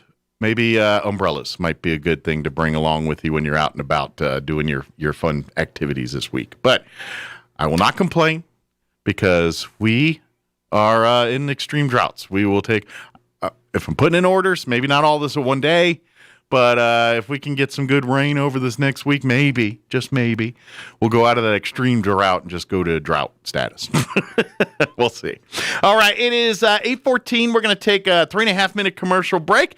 Daniel Ornelas is going to join us. He runs the Chaves County Detention Center, administrator there. We're going to chit-chat, talk all about the detention center on the other side. Don't go away. You're listening to Mornings with Mike Winters. Bull riders, prepare yourselves for 2 days of back-to-back bucking. July 30th, it's the Smoking Hot Bull Riding in Artesia, New Mexico, with $5,000 added money. Followed on July 31st by the Butterfield Festival Bull Riding Championships in Monahans, Texas, with $3,000 added money. Entry fee is $100 with 100% payback. Books open July 16th through 28th. 2 fantastic nights. Double the bucking, double the chances, double the fun. $1,000 bonus for the high point average for both nights. Fields limited to first 40 riders for each event. The Smoking Hot Bull Ride at the Artesia, New Mexico Council Arena. July 30th, followed on July 31st by the Butterfield Festival Championship at Ward County Arena in Monahans, Texas. To enter in Artesia, call 575-703-5455. To enter in Monahans, call 432-202-1119. As the school year comes to an end and COVID restrictions start to ease, don't lose sight of the lessons learned. Cover your cough, positive personal hygiene, respect one another, show and tell others you love them. Fiscal and social responsibility are great ways to show your love. This is Damon Graham, your local New York Life agent. I can help you show your love to others. Call me at 575-623-0803 so we can determine how you best can show your love. Expect to be blessed. Get your family together. It's all about spas. Relax and have fun in any weather. For decades, homeowners have been frustrated because their canvas patio cover would stop the summer sun but trap the air, turning their back patio into a sauna by midday. Now there's a way to block the piercing sun and vent the hot, stagnant air with a Solara adjustable patio cover from All About Spas in Roswell. A Solara adjustable patio cover is like none you've ever seen. You control the shading. You control the ventilation, all by remote control. Let the natural light in on comfortable days. Protect your patio furniture from the rainfall or damaging ultraviolet rays, all at the touch of a button. And each Solara adjustable patio cover is custom built. Stop by All About Spas and Leisure Living at 3700 North Main in Roswell, across from Discount Tire. It's all right here at All About Spas. My part-time service in the Army National Guard makes it possible for me to be more for the community I call home. I'm a better neighbor because my service has taught me how important it is to be a team player. My training helps me in my classes when I give attention to detail to the task at hand. My service also allows me to be there for my community in ways others can't. I help my hometown recover after nature strikes. My service in the Army National Guard allows me to keep my country and those I care about safe from threats. I also work with a network of professionals that help me succeed. Also, the Army National Guard's education benefits make getting a higher education a reality. Being an Army National Guard soldier makes living and serving in my community more rewarding every day. Learn more about how you too can live and serve part-time close to home by visiting NationalGuard.com. Sponsored by the New Mexico Army National Guard. Aired by the New Mexico Broadcasters Association and this station. Here's a Mornings with Mike Winters fun fact. 95% of people text things they could never say in person. Check your text messages. We just sent you something. Here's Mike Winters. And good morning. It is 18 minutes after 8 o'clock, and joining us in studio this morning, I think I'm missing a few words, but I'm just going to call it administrator for the Chavez County Detention Center. Head dude in charge, HDIC. Daniel Orneal is with us this morning. Morning, sir. How you doing today? Good, great. Thank you for having me. Good. Of course, for folks that don't know, you got, you just taking over in the last 6 months, 8 months here of at the Corrections Center, but obviously your connection to law enforcement and here in Southeast New Mexico is pretty vast with Sheriff's Department and everything else. So, right. so it's you're new to the position, but not new to the lifestyle, so to speak. Correct. Yeah, at the detention center, not the correction center. Yes, detention center. Yes. At the detention center. Sorry. Yeah, no problem. Basically, well, first off. Congratulations on the new gig. What I gotta ask before we start digging, what's some of the biggest differences on the corrections side versus the sheriff's department? I mean, obviously there's huge, and the job is different and things like that. But as far as law enforcement goes, the mentality, some share, some different. But I mean, is it a night and day difference, or I mean, even just the mindset of how you go about the job and everything, or is there some similarities there? Oh, absolutely. There is a night and day difference. Yeah. When I was with the sheriff's office, as we were discussing earlier, is I pull up, drop off the individual that was arrested. They process and let them process him or her in, and then I leave it to them to deal with them. And now being on the other side, I see what these CEOs are having to go through in housing these individuals, the detainees that are brought in. And, again, like we were saying, a lot of times these officers are spending more time working inside the facility with these detainees than they are at home. Yeah, they get, so it's a big difference. You're much more personal with the individuals that you're dealing with here, and because let's face it, once they get into the jail, that's their life for, could be a couple days, could be a couple weeks, couple months, up to a year maybe, just depending on even longer. Yeah, depending on what they're in for. Yeah, waiting on trial. But with that is you build that relationship with the folks, and obviously all of our corrections officers, they're well trained in things, but they got to play the guidance counselor or the psychiatrist. Probably even a little bit more than maybe a sheriff's deputy or a police officer would out in the field, because they both do it. I mean, they're trying to de-escalate a situation for that moment, as a police officer. Whereas once they're in your hands, if they have episodes, they're going to be here regardless. I mean, you can't just say, "Oh, well, I'm going to give them to the jail guys." You're it, So you've got to find that balance, and obviously, it's.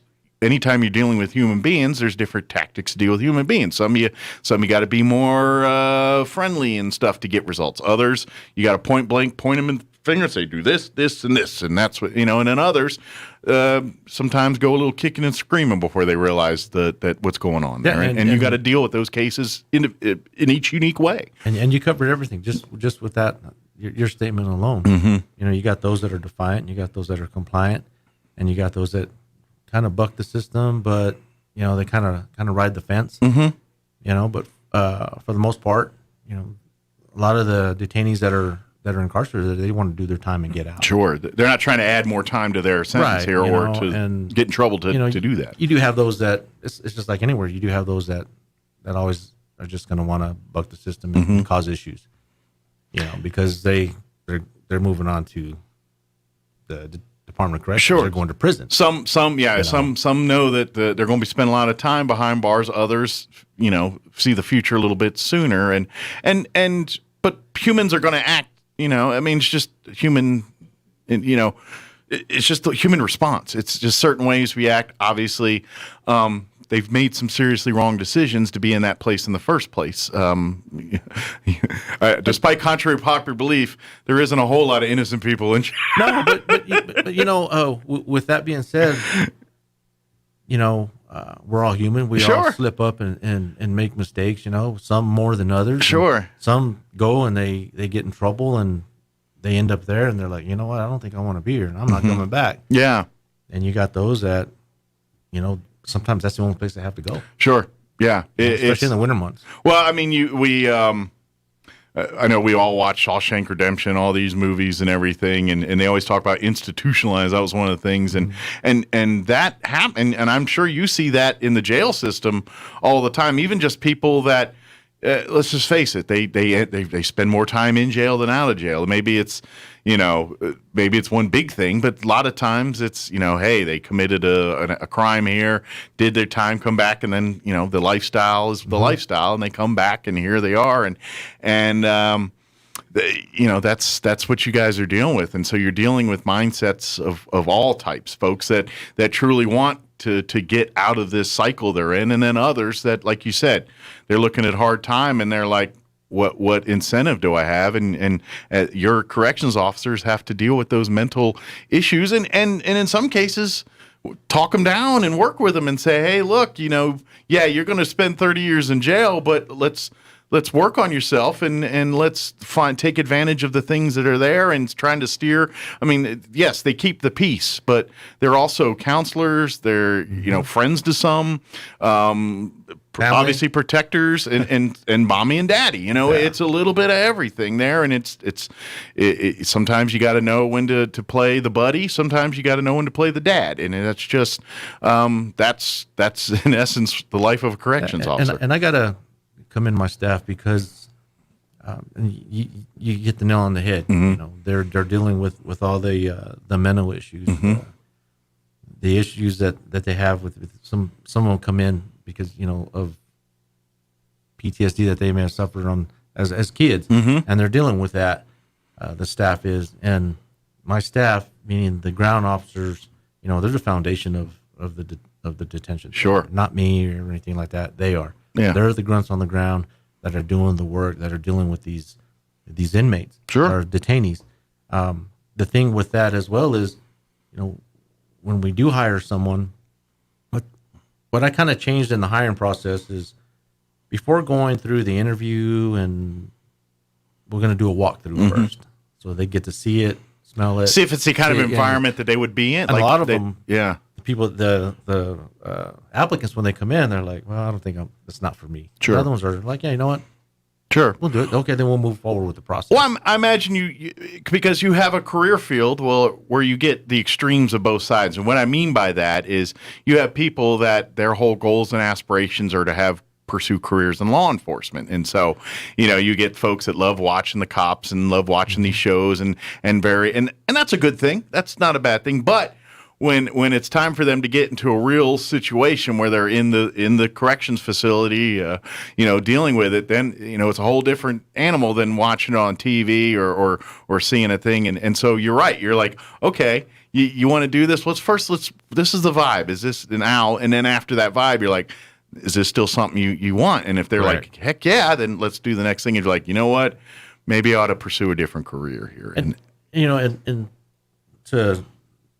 to say this, when we do get applicants, a lot of them are young, don't really have any real life experience. And then when they opportunities to advance and things, obviously we've got great organizations that come into these facilities and help that. We just started that again. Yeah. But the corrections officers are the ones that make like you said, they're the heart and soul that they make the police go. If that doesn't happen without that support and without the corrections officers playing dad at times or mom or playing best buddy here, or saying, hey, you cannot do that. Sure. Parent. Absolutely, and that's that because let's face it, this is the people that you're dealing with. This is their whole world at that moment. It's they're living, breathing, eating, sleeping, living life in that facility, and you go home at night, and it's hard to wrap your head around that unless you're one of those people that is stuck there all the time. And so you're in essence keeping the peace for their lives and making sure that they don't A, hurt themselves or others, but B, either choose to do their time safely or choose to do their time to advance themselves, and you facilitate like that. You say, hurt themselves or others. Mm-hmm. The officers, the correctional officers, and the public. Sure. Nationwide, a lot of people don't realize that there are correctional officers and detention officers that are on a daily basis getting assaulted by a lot of the detainees. Mm-hmm. Some for no reason, or some because they were disrespected, or they feel like they were disrespected. Sure. It's like anything else. If you have an officer that is not conducting himself the way he's supposed to, then that's a weed you need to pluck and get rid of that person, because you want good people working in your facility that's going to adhere to the standards that you have provided for them. Sure. Well, it's a job like anything else. There's going to be awesome moments. There's going to be bad moments. It's like any other career out there. Right. Obviously, it's what you make of that. But if you have a passion to want to make differences in people's lives and help out here and have that certain thing that's inside all law enforcement folks, I don't care what side it is, that innate ability or desire to want to protect and to some people have it, some people don't. It's life. But if you're some of those folks, a career in corrections can be very good for you at the detention center. It can be, and one thing that I advocate for, and that I've seen when I was at the sheriff's office, I was there for just shy of 24 years. A lot of detention officers that want to make that change over to law enforcement, either state police, city, or to the sheriff's office, they make great officers, great deputies, because they know all the players. They know the psychology. They know, who's who within the community. And when I say community, the detention center. Sure. Because sometimes, they're just saying, frequent flyers, that. Oh yeah. Always coming and going. Well, and these know people, the game. And some of these people walk the same patch of dirt on the outside as they do on the inside, and those relationships, good, bad, and ugly, carry over into the corrections facility. And I'm all for. Let's say like we hire someone to be a correction officer, or someone that's already there that is a detention or correction officer, and they want to make that move to law enforcement. I know what you need to do. I can guide them to that. It's a good, and I'm all for that. So, and obviously, because you've got a foot in both worlds here, and got a lot of experience, especially in your law enforcement, 24 years there. That's a great. So, if you do the correction side first, that will give you an advantage in certain areas of law enforcement that maybe you wouldn't have been exposed to if you go right into law enforcement. So, if you're looking for that as a way in, and to be honest, and you could attest to this better, especially if you're having a goal-oriented, because you want to work in certain facets of the police department, maybe in the detective side or SWAT side of things. The skill sets you learn as a corrections officer translate nicely into those. Oh, absolutely. You get to know the game. You get to know the players. And if someone's like, well, my name is, whatever. Yeah. Your name is this, because I've seen you at the jail. It's like, yeah, exactly. But that helps, and that helps your relationship on the streets and everything. And with the ride-alongs I did with the sheriff's department and things, you see that side, and you see the interaction that the sheriff's deputies have with the people outside, and obviously the people inside. Like you're talking about the process inside of it. Depending on how busy the night is, a sheriff's deputy could spend 3-4 times popping in and out of that place, depending on how busy the night is. And so you get that familiarity. You see, you kind of, like you said, you're just around it more, and I don't know how well I can't tell you how much that translates as the deputy on the streets, because like you said, you sit down, you see some people, as an officer, you see a group gathering in an alley somewhere, and you come by just to say, hey, what's going on here, and odds are you probably already know what's going on by the time you pull up there because I know that person involved. And the player, because the players told you, like, that guy and that guy, there's a deal going down because anytime those two are talking, that's something, you know what I mean? Absolutely. You just learn the lay of the land there, and that's the kind of stuff that really police officers can't train per se. I mean, it's just experience being on the street, and it's no different in corrections too. They're going to fully train you on what to look for, indicators when things are going bad and stuff. But until you sit down there and you're talking with them and getting the story of what they're upset about, then you don't truly understand what's going on. And it could be just something as simple as because life in jail.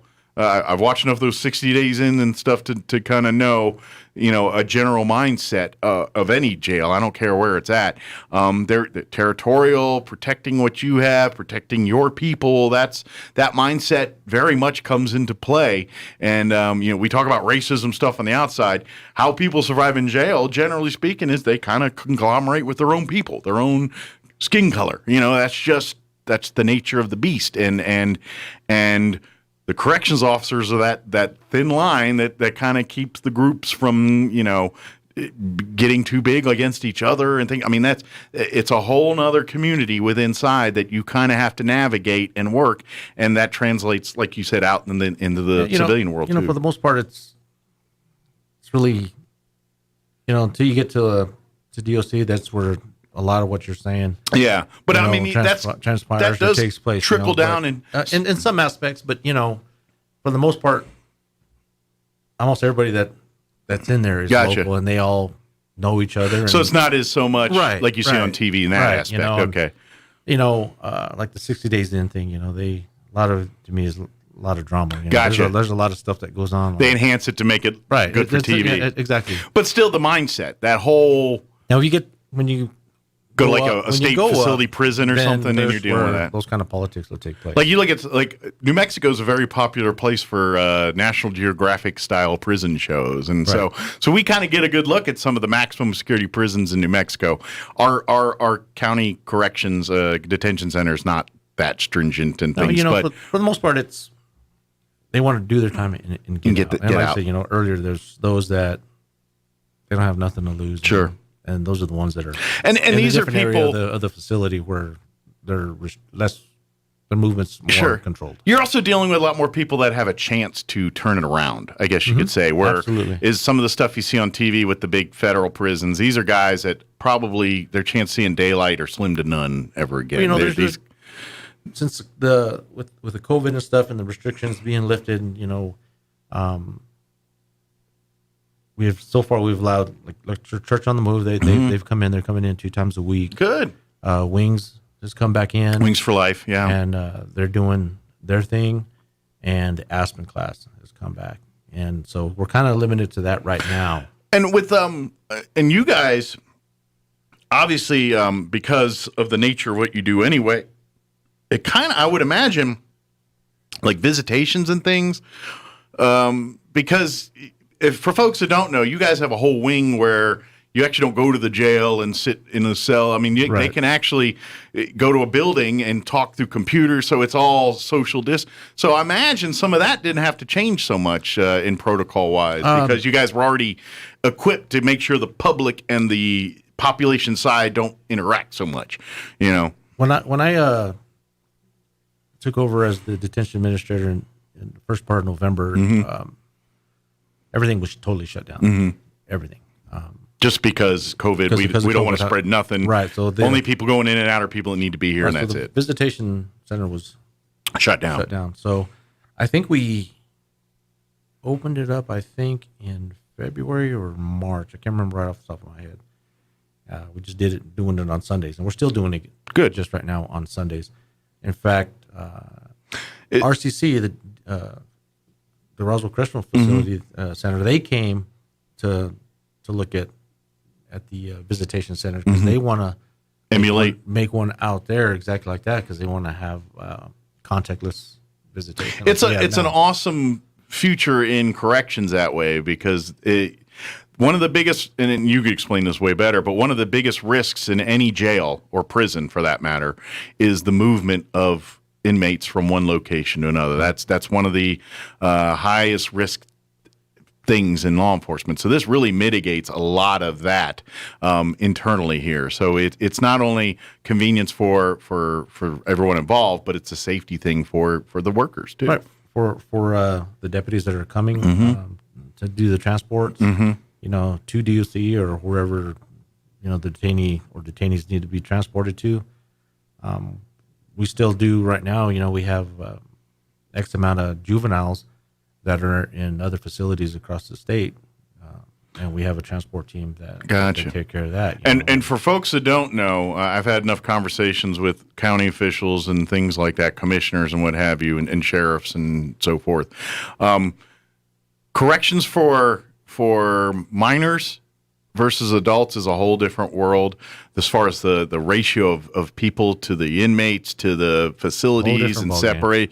It's very expensive, but very lot of manpower minutia involved. So it's not like running a regular. So it's a whole nother set of rules. So it's different, and that's why if you want to look at the big picture, that's why you're seeing more juveniles being moved to other facilities, because a lot of counties are like, that's an expense we just can't we can't burden. Yeah, and that's statewide. Yeah, that's all over the place, and now that's why you're seeing a condensing of juvenile facilities and doing that. So, and you'll probably see more of that in the future. That's a trend going the other way, not back this way. So, right. I know, because people are like, what about this and what about that? That's why. Yeah, exactly.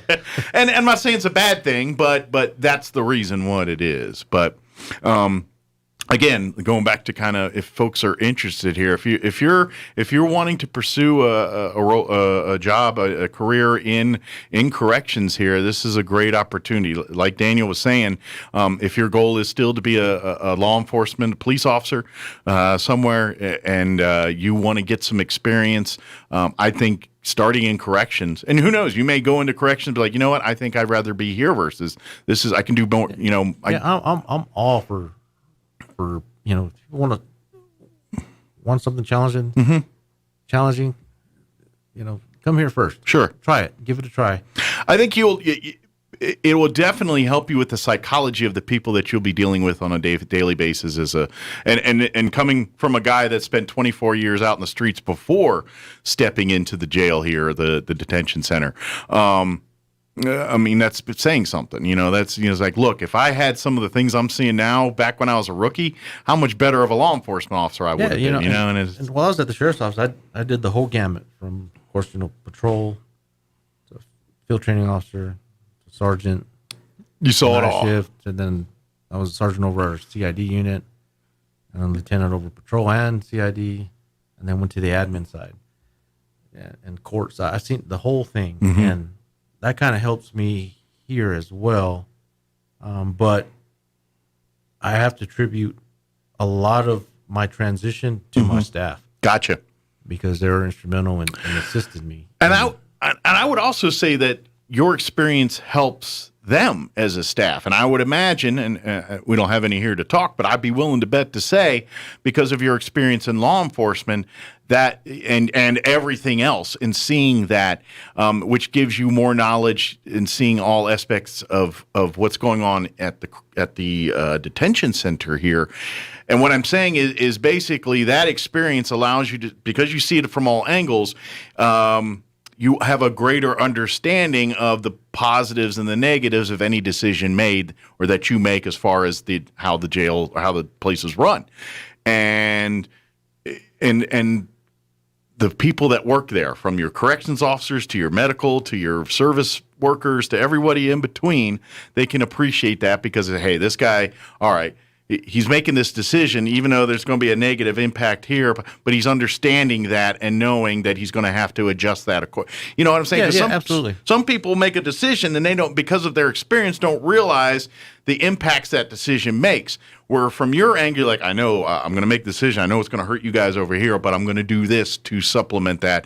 Your experience understands that, and whether it's the red tape side of it through all the courts and all that, or it's the physical, why is there a rack of this sitting here? What, you know what I mean? Your experience kind of gives you, some of the decisions that that any of us have to make when you're the one ultimately responsible. You're not going to be the most popular person. Mm-hmm. But it's not about that. It's about the facility. It's Sure. about maintaining the structure, the security, make sure that the detainees' needs are all met, your staff's needs are all met, and public safety. Absolutely. And like I said, at times you're not going to be the most popular person, but that's, if you're in this to be popular, then it's not going to work. Sure. It's your job one is to protect and serve, just like you would be as a law enforcement. You're there to protect the inmates and your staff and the community from them and from each other, and that's job one. But outside of that, I mean, you really, as a corrections officer, if you're one of those folks that want to kind of, work and impact, and you can get involved with some of these. I'm sure you have a lot of correction officers that go home at the end of the day and they're like, man, I was able to get one of the guys set up in this program, and I don't know if I'm going to see them again anymore at this jail. And I think that's, you can make those kind of impacts too. And so if you're looking to make a difference in helping people, you have lots of opportunities in corrections to do that too. And to be honest, it's going to make you a better corrections officer, because the other folks inside will see that and say, hey, this dude, yeah, he's going to put me in my place when I need to, but if I need help, that guy's going to reach out and pull me on the other side. And that's a lot of respect that gets earned that way. And that's what I expect out of the officers. And for the most part, that's the way it is. Yeah. There's some detainees that I see in there that are, they come in with, under some horrendous issues that they're dealing with on the outside. Sure. And then they get straightened out, and you hate to see them go back out. Because you're worried they're going to fall back in. Right. It's like, dang it, we finally got through to him. Oh, man, you hate to see that. Yeah. But... Well, and that's especially if you're dealing with addiction problems and things, and mental health problems. And let's face it, I'm just throwing a number out there, but I'm willing to bet 90% of the people that are inside that facility are dealing with either a drug or mental health problems in some way, shape, or form. You're exactly right. And I'm just spitballing, but I'm pretty close. I'm pretty sure it's probably somewhere in that ballpark. And I got, and I keep on saying this, and I mean this, because the officers that are doing the job, they're the foundation of that whole facility. The medical staff, they're awesome. They do their job. I mean, with them and the staff, knock on wood, we are at zero COVID. Good. Within the facility. Yeah. The medical staff does an amazing job. Core Health, Vanessa Torres, she's the head lady there. Summit Foods, they do all the serving of the food. They do an awesome job in assuring that the inmates get the meals that they're supposed to get, the quality meals that they're supposed to get. I'm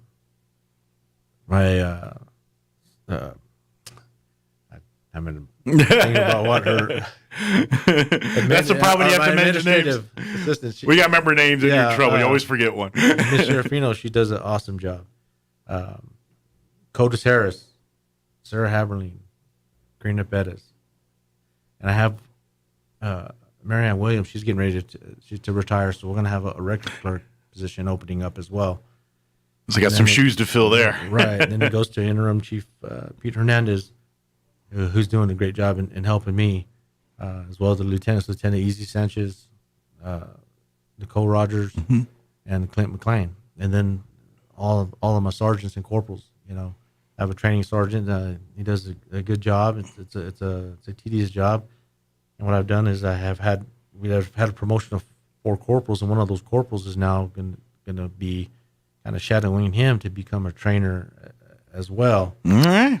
So maybe at some point we have some things going that the future administrator might be just sitting there walking around as we speak here. Get out there 2-3 times a day if I can. At some point, you're going to want to sit on the porch and yell at people to get off your grass, and so one of these individuals are probably going to be stepping up. The other day, I was serving trays, serving dinner with one of the COs, and of course, some of the detainees were like, "What are you doing?" I'm like, "Hey, I know different, no better than any of these officers here."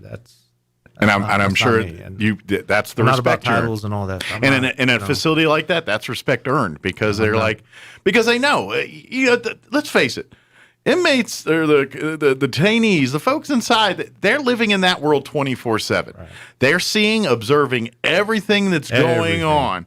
And you don't think they're taking mental notes on stuff? Absolutely. I mean, you talk about, like, I've seen enough from the sheriff's department things, and like when they do confiscations and things and the shanks and all the stuff they find, the ingenuity and engineering involved in the stuff is impressive. I mean, and you're like, man, if you could take that skill set and harness that into good, oh my gosh, but that's how that happens, is when they get respect from, when they earn, when you guys, you and your staff earn the respect of, that's, because that's the give and take, that, it's all about respect in some of these facilities. And if you guys are out there, because they understand, if it's time to take care of business, you guys are going to take care of business. It's what's going on when business doesn't need to be taken care of, right, is where the real connections make and things like that happen. And your staff understand that. And by yourself sitting there, and when they say, what are you passing out food for? They're making those notes. It's like, dude, this guy, probably call you warden or whatever term they have for you there. They're going to be like, hey. Hold us that, nothing else. Yeah. They're going to be like, look, and they're also going to, you're going to see less shenanigans, because they're going to be like, look, they're going to see, right. They're smart enough. They're going to test you.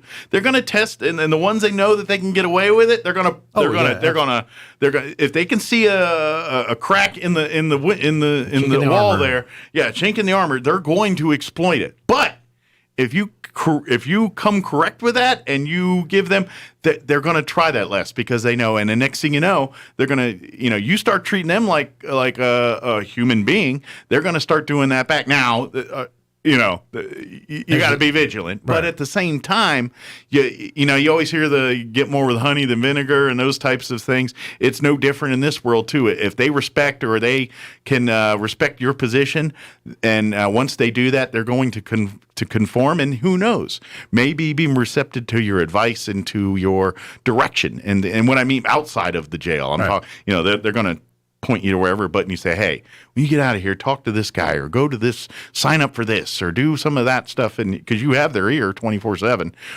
you're the one that can make that. You have to be able to talk. Yeah, you get to make that impact. And they can see through if you're just shining them on. Yeah, exactly. They can read that. Yeah, and they will. And so, anyway, we're running out of time. I just happened to look at the time, and we could go in this for another 2 hours. But everything's going great at the detention center. It's like anything else. There's when July 1 hits here and the state, quote unquote, opens back up, is that going to change anything as far as your policies and procedures at the jail? So for folks that have business out there, it'll still be the business as usual.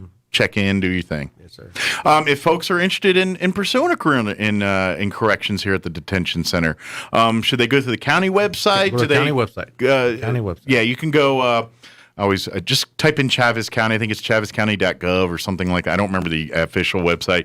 Just Google Chavez County, New Mexico. It'll pop right up as the first thing there. There's a tab for jobs and things, and you can follow right through there. I would imagine if you want some more information or whatever, you can probably call the detention center and say, "Hey, I heard Daniel talking on the radio this morning. Could you answer a couple questions for me?"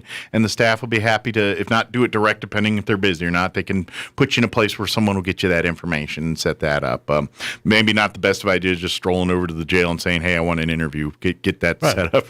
There's some steps you got to follow first. Dan, is there anything we missed? Anything you wanted to share? Anything that we want to talk about that we just got sidetracked on? No, I mean, not only working for, coming on to work with the detention center, the county is a good place to work as well. Absolutely. Great benefits. I don't care where it is. Benefits. The county is a great place to work. When we have Bill Williams and when we have him on every month, and that's, I don't know, and we talk about county commission meetings and what's going on. Every county commission meeting, they've got someone that's got 30 years with the county or 25 years with the county. There's a reason why they have so many people that have been in the county for 10, 15, 20 years. This is my 25th year. Exactly. Or my 25th year. It's a good place to work. People, let's face it, when it comes to, I don't care what it is in the county, if it's law enforcement or they can go anywhere they want to and find jobs. those places.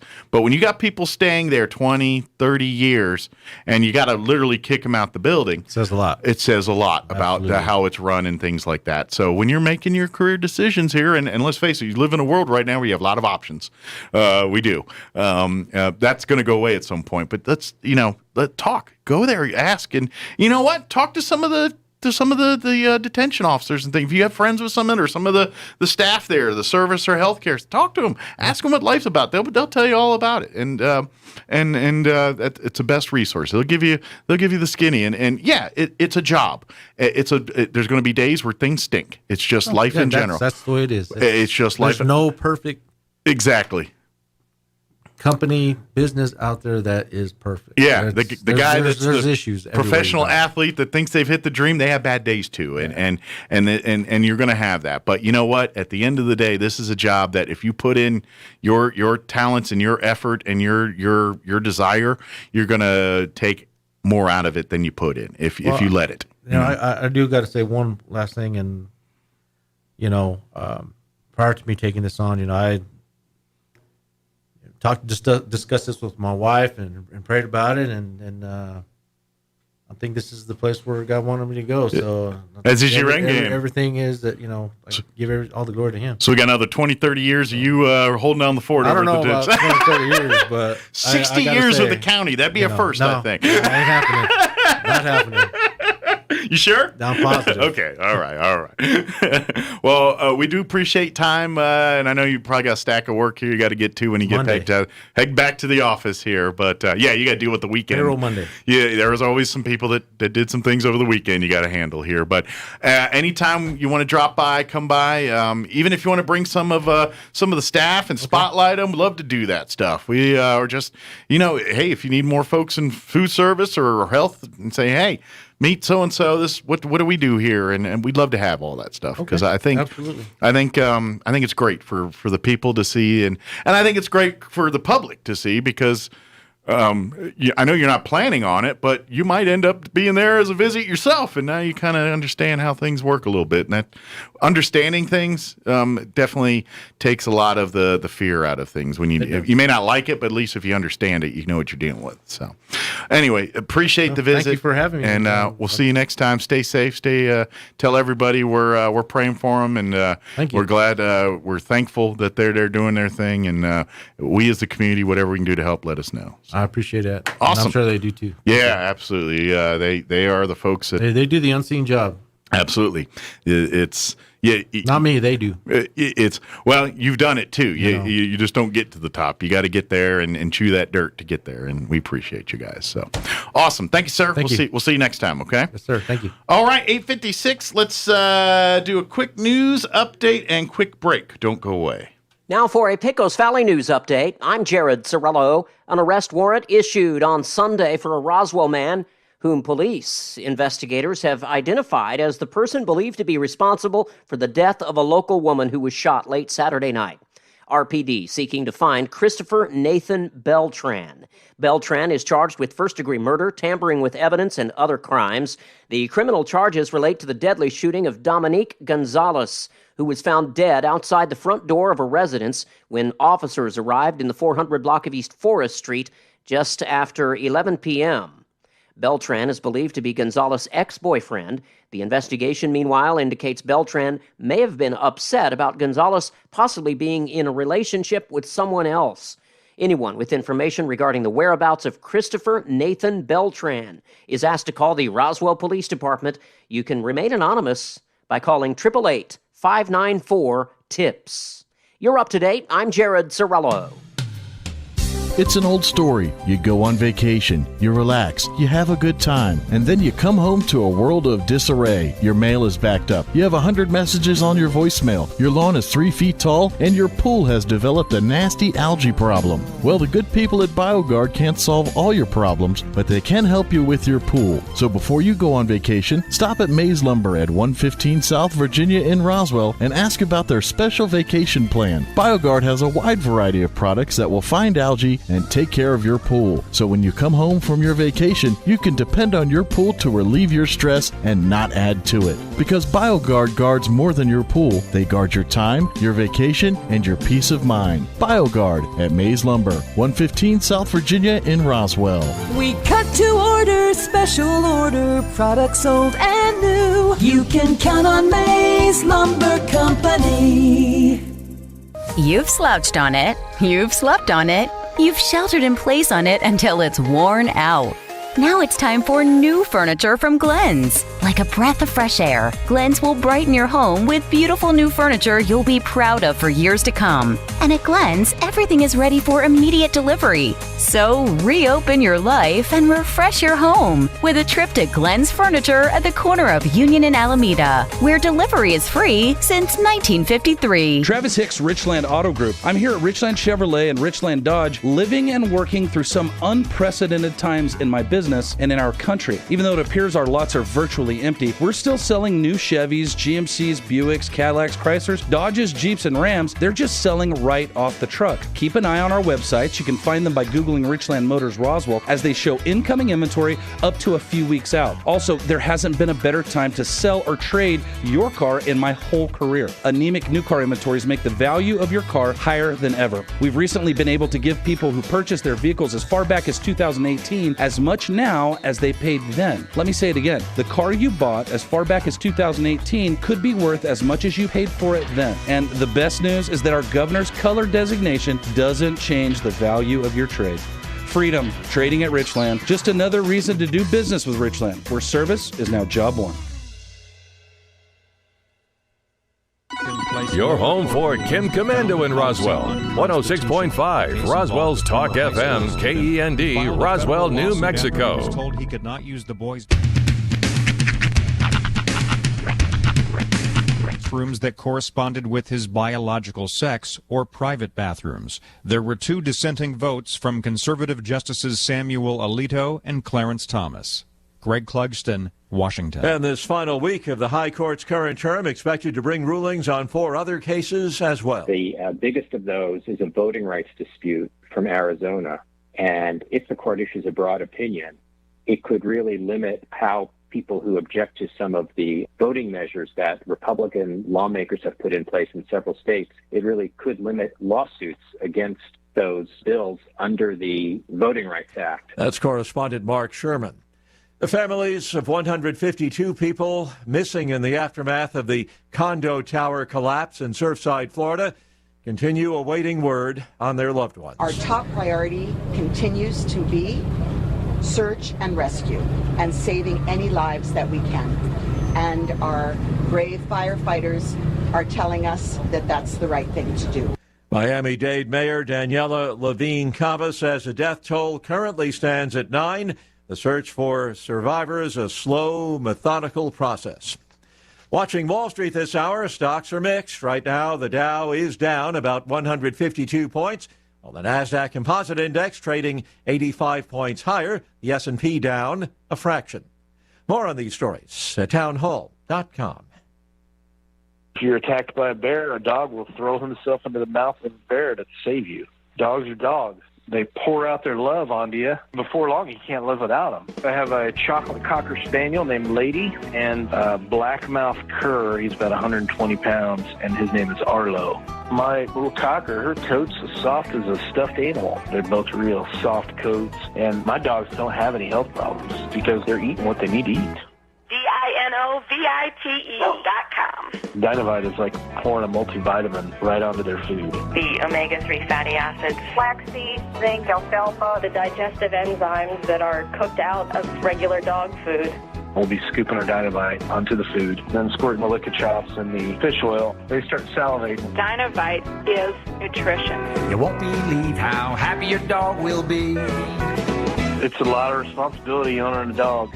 I get my Dynavite at DINOVITE.com. The Australian Prime Minister leading an emergency meeting of that country's COVID response team to consider additional measures aimed at halting the spread of the Delta variant. After months of very low rates of COVID-19 transmission, the government has said this was a critical time for Australia. The number of cases might be small compared to other countries, but in the Australian context, it is significant.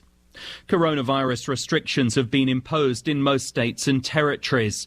Lockdowns are in place in Darwin and Sydney, where health officials are struggling to contain an outbreak of the highly contagious Delta variant. Australia's international borders were closed in March 2020 to curb the spread of the virus. The BBC's Phil Mercer. South Africa reintroducing tough COVID restrictions, including a ban on alcohol sales and extended nightly curfew. News and analysis at townhall.com. Groundbreaking legislation in Congress that would curb the market power of tech giants Facebook and Google, Amazon, and Apple. The bill could force the companies to untie their dominant platforms from their other lines of business. The bipartisan legislation targets the company's structure and points toward breaking them up, a dramatic step for Congress to take against a powerful industry. The biggest way the legislation seeks to do that is by barring the four companies from owning a dominant platform at the same time they own another line of business, if having both creates a conflict of interest. Jeremy House, Washington. Forecasters expect the intense heat that has settled in over large parts of the country to stay with us well into this week. More high-temperature records expected in the Northwest, intense heat and high humidity also gripping the Mid-Atlantic and Northeast. Once again on Wall Street this hour, the Dow is down 152 points. More on these stories at townhall.com.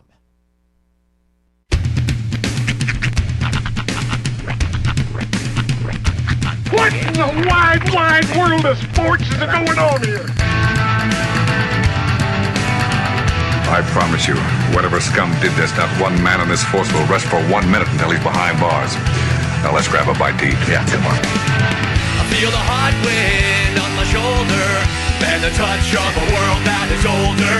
I hit the switch and check the number. Leave it on and then I slumber. I hear the rhythm ringing through it. Flamenco guitar and cumbia music. I hear the talking of the DJ. The devil listen, what does he say? I'm on a Mexican radio. I'm on a Mexican radio. Broadcasting live from high atop the J.P. White Building in downtown Roswell, New Mexico. It's Mornings with Mike Winters on 106.5 Roswell's Talk FM. Is that what I sound like when I talk? Now, here's your host, Mike Winters.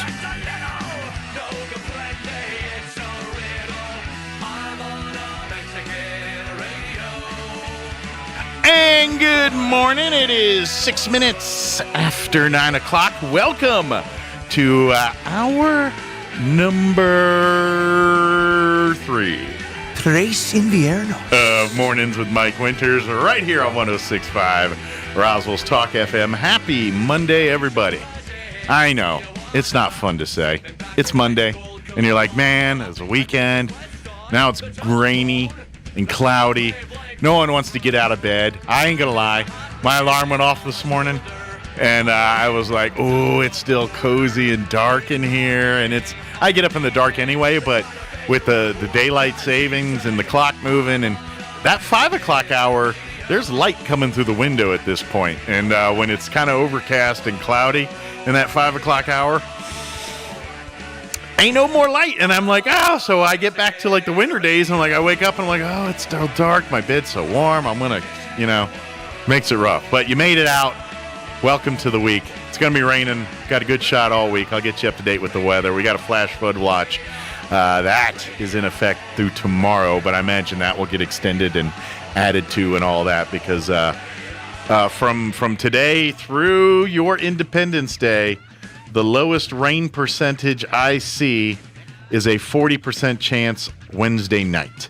Everything else is 50 and above. Today and tomorrow, we're looking at 90 and 80% chances of rain here. So Yeah, pretty good. We're going to get moisture. Hopefully, not all at once, but we'll get you up to date with that weather here in just a little bit. Later on, we're going to play our interview we had with Peggy Bolin and Tracy Fry. They are with the Roswell Public Library, and they joined us on Friday talking about summer reading program and all the other stuff they got going on. And this week, with the rain and everything else, maybe some of your plans with the kids this summer kind of taking a bit of a left turn on some of these. Summer reading program, get them in the books. When it's raining, can't be outdoors. They got plenty of stuff for them to keep them occupied and good for, entertainment and nourishment, all of that. Library's got you covered. Might be a good week. So I'm going to play that interview here in just a few, maybe spark a few ideas for some families here. But we're going to play that in just a bit. Big thanks to Daniel. Had a great conversation. Daniel Ornelas, the administrator over at the Chaves County Detention Center, had a great conversation. They're looking for more folks like everybody. And that's a great facility. I know I say that like it's a jail. I get it. But we are really blessed. The county did a great job of foresight and, our commissions and things of just, planning ahead there. Let's face it, since they've added the what we call the new jail or whatever, the upgrades and renovations, that jail does not deal with overcrowding problems and many of the things that many of our corrections facilities deal with across the country.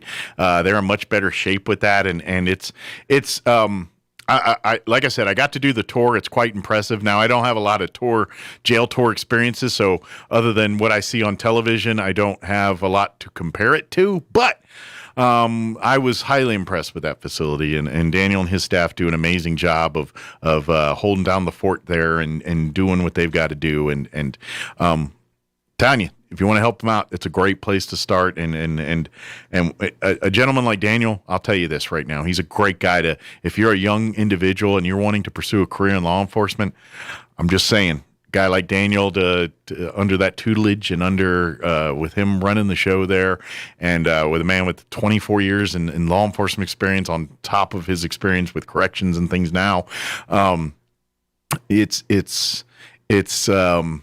that's a good person to have available to you as you grow and prosper in your career, and that's a good thing. So if you're looking for a career, I'm just saying, if you're looking for that opportunity, it's a great path. If it's because once you're in, it's a family-like atmosphere, and they really do. Law enforcement looks out for their own, and I don't care if it's as a deputy or a corrections officer or somewhere, whatever it is, or some of the services involved thereof. It's all. It's a community, and it's just, I don't know, it's a part of something, and it's something good. You can help and make a difference in other people's lives, but you also, it's got that family, that close-knit feel to it. And then military and law enforcement is one of those few places that you can't, in first responder, obviously that whole area, that you just can't. You can't replicate that sometimes until you're there. It just is. It's a good thing. Anyway, I'm sorry. Got no rant. We're going to play our interview, like I said, with the folks in the library here in just a little bit. But before we do that, let's go ahead and get you up to date on that weather. Spoiler alert, we're getting rain.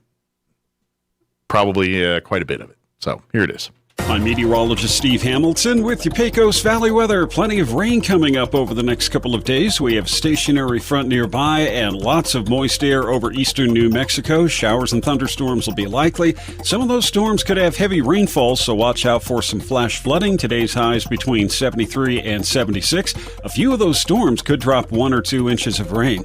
Showers and thunderstorms overnight. More rain likely tomorrow and mid-70s. That's your latest forecast. I'm meteorologist Steve Hamilton.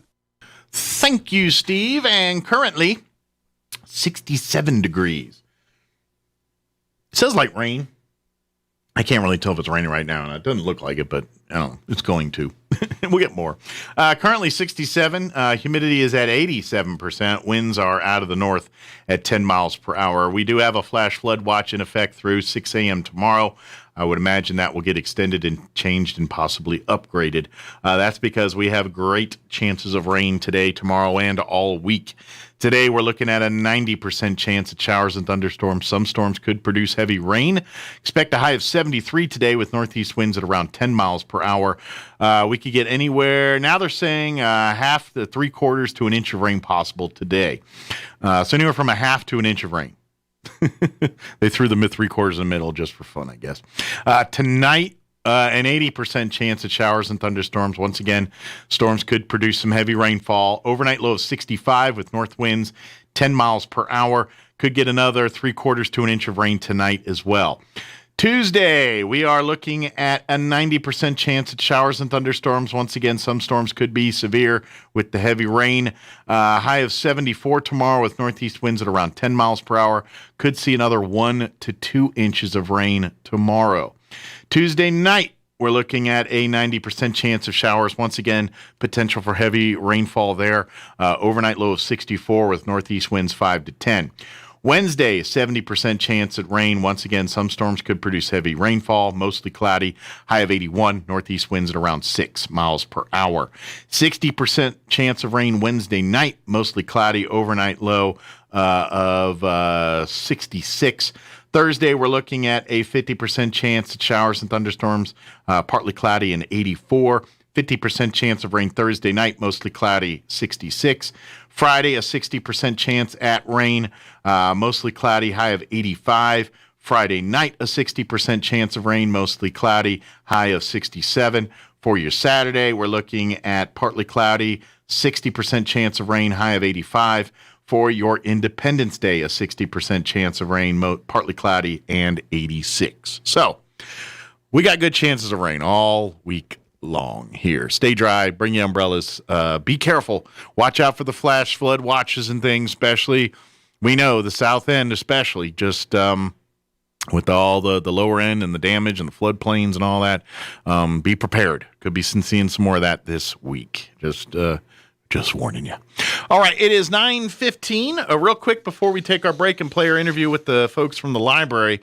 Zia Guns USA here in Roswell. Swing on by if you haven't been in. They've now got Rossi 22 caliber rifles. They're on sale now for just $149 while supplies last. Also, Zia Guns is now a full-line Tacticam dealer. These are the same ones you see on the hunting shows worldwide. They've got them at Zia Guns USA here in Roswell. Also, they received a new shipment of Benchmade knives and case knives, and they're buying guns. They've got cash on hand. You go in, they'll make you an offer. You walk out the door with cash today. Also, coffee drinkers. Zia Guns USA here in Roswell carries Black Rifle Coffee. The whole line is available and waiting for you to pick up at Zia Guns. Also, if you have seen the Dr. Squatch soap products online, I've seen them on Facebook a couple times. They are soap products for men, by men, for men, and they got some great manly scents, and they're just, foo-foo for men. I like it. It's pretty nice. So because women always have all the choices on the soaps, but then the scent, you're like, I don't want to smell like lavender. I want to smell like a pine forest. Dr. Squatch, they got you covered. Now, the best part is you don't have to order online and hope and pray you got the right one. Swing on by Zia Guns USA here in Roswell. They are your only authorized Dr. Squatch retailer in the region. They can help you go and choose. And I always want to whittle their soap. Seeing the commercials, I think they whittle on the commercial too. Like the old, I think it was Zest or Coast. Maybe it was Zest. One of those, or Coast. It was one Eye Opener. What was that, Coast or Zest? I don't remember which one it was. But anyway, they used to whittle the soap back in the commercials. And to me, that just seems very satisfying. And the Dr. Squatch soap, it's white and red and green, so it's kind of got a nice color base. I think it would be very beautiful whittling with that soap. But anyway, it's also meant for cleaning too. But they got you covered at Zia Guns USA here in Roswell. Shop locally owned Zia Guns USA at 1907 North Main in Roswell. The only gun store to be open Sundays, but closed on Saturdays because they spend Saturdays with family, and you should too. Stop on by Zia Guns USA, right here in Roswell, 1907 North Main Street.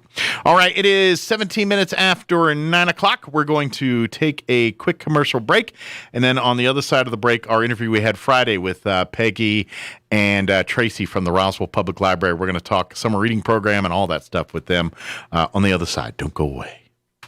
Happy birthday, America! It's time to celebrate and save big at the Big O Tires 4th of July event with savings that will have you oohing and eyeing like a giant fireworks show. Just visit your neighborhood Big O Tires now through July 4th and buy 3 tires, get 1 free on select sets of Aspen, Mesa, and Nito tires. And you'll also get a free conventional oil change. So hurry in for buy 3, get 1 free on tires and a free conventional oil change. Now at Big O Tires, the team you trust. See store for details. Get your family together. It's all about spas. Relax and have fun in any weather. For decades, homeowners have been frustrated because their canvas patio cover would stop the summer sun but trap the air, turning their back patio into a sauna by midday. Now there's a way to block the piercing sun and vent the hot, stagnant air with a Solara adjustable patio cover from All About Spas in Roswell. A Solara adjustable patio cover is like none you've ever seen. You control the shading. You control the ventilation, all by remote control. Let the natural light in on comfortable days. Protect your patio furniture from the rainfall or damaging ultraviolet rays, all at the touch of a button. And each Solara adjustable patio cover is custom built. Stop by All About Spas and Leisure Living at 3700 North Main in Roswell, across from Discount Tire. It's all right here at All About Spas. Times are changing, and today's funerals aren't always the sad and solemn events you might expect. This is Gabriel Casaus from Lagrone Funeral Chapel. Along with hymns and scriptures, today's funeral services are often filled with fish stories, country songs, and a joke or two, golf clubs and hot rods, favorite recipes, and kitchen disasters. At Lagrone Funeral Chapel, we believe a funeral should reflect your loved one's personality, passion, and sense of humor. When you lose a loved one, we're here, because at Lagrone Funeral Chapel and Crematory, we make it personal. 900 South Main, Roswell.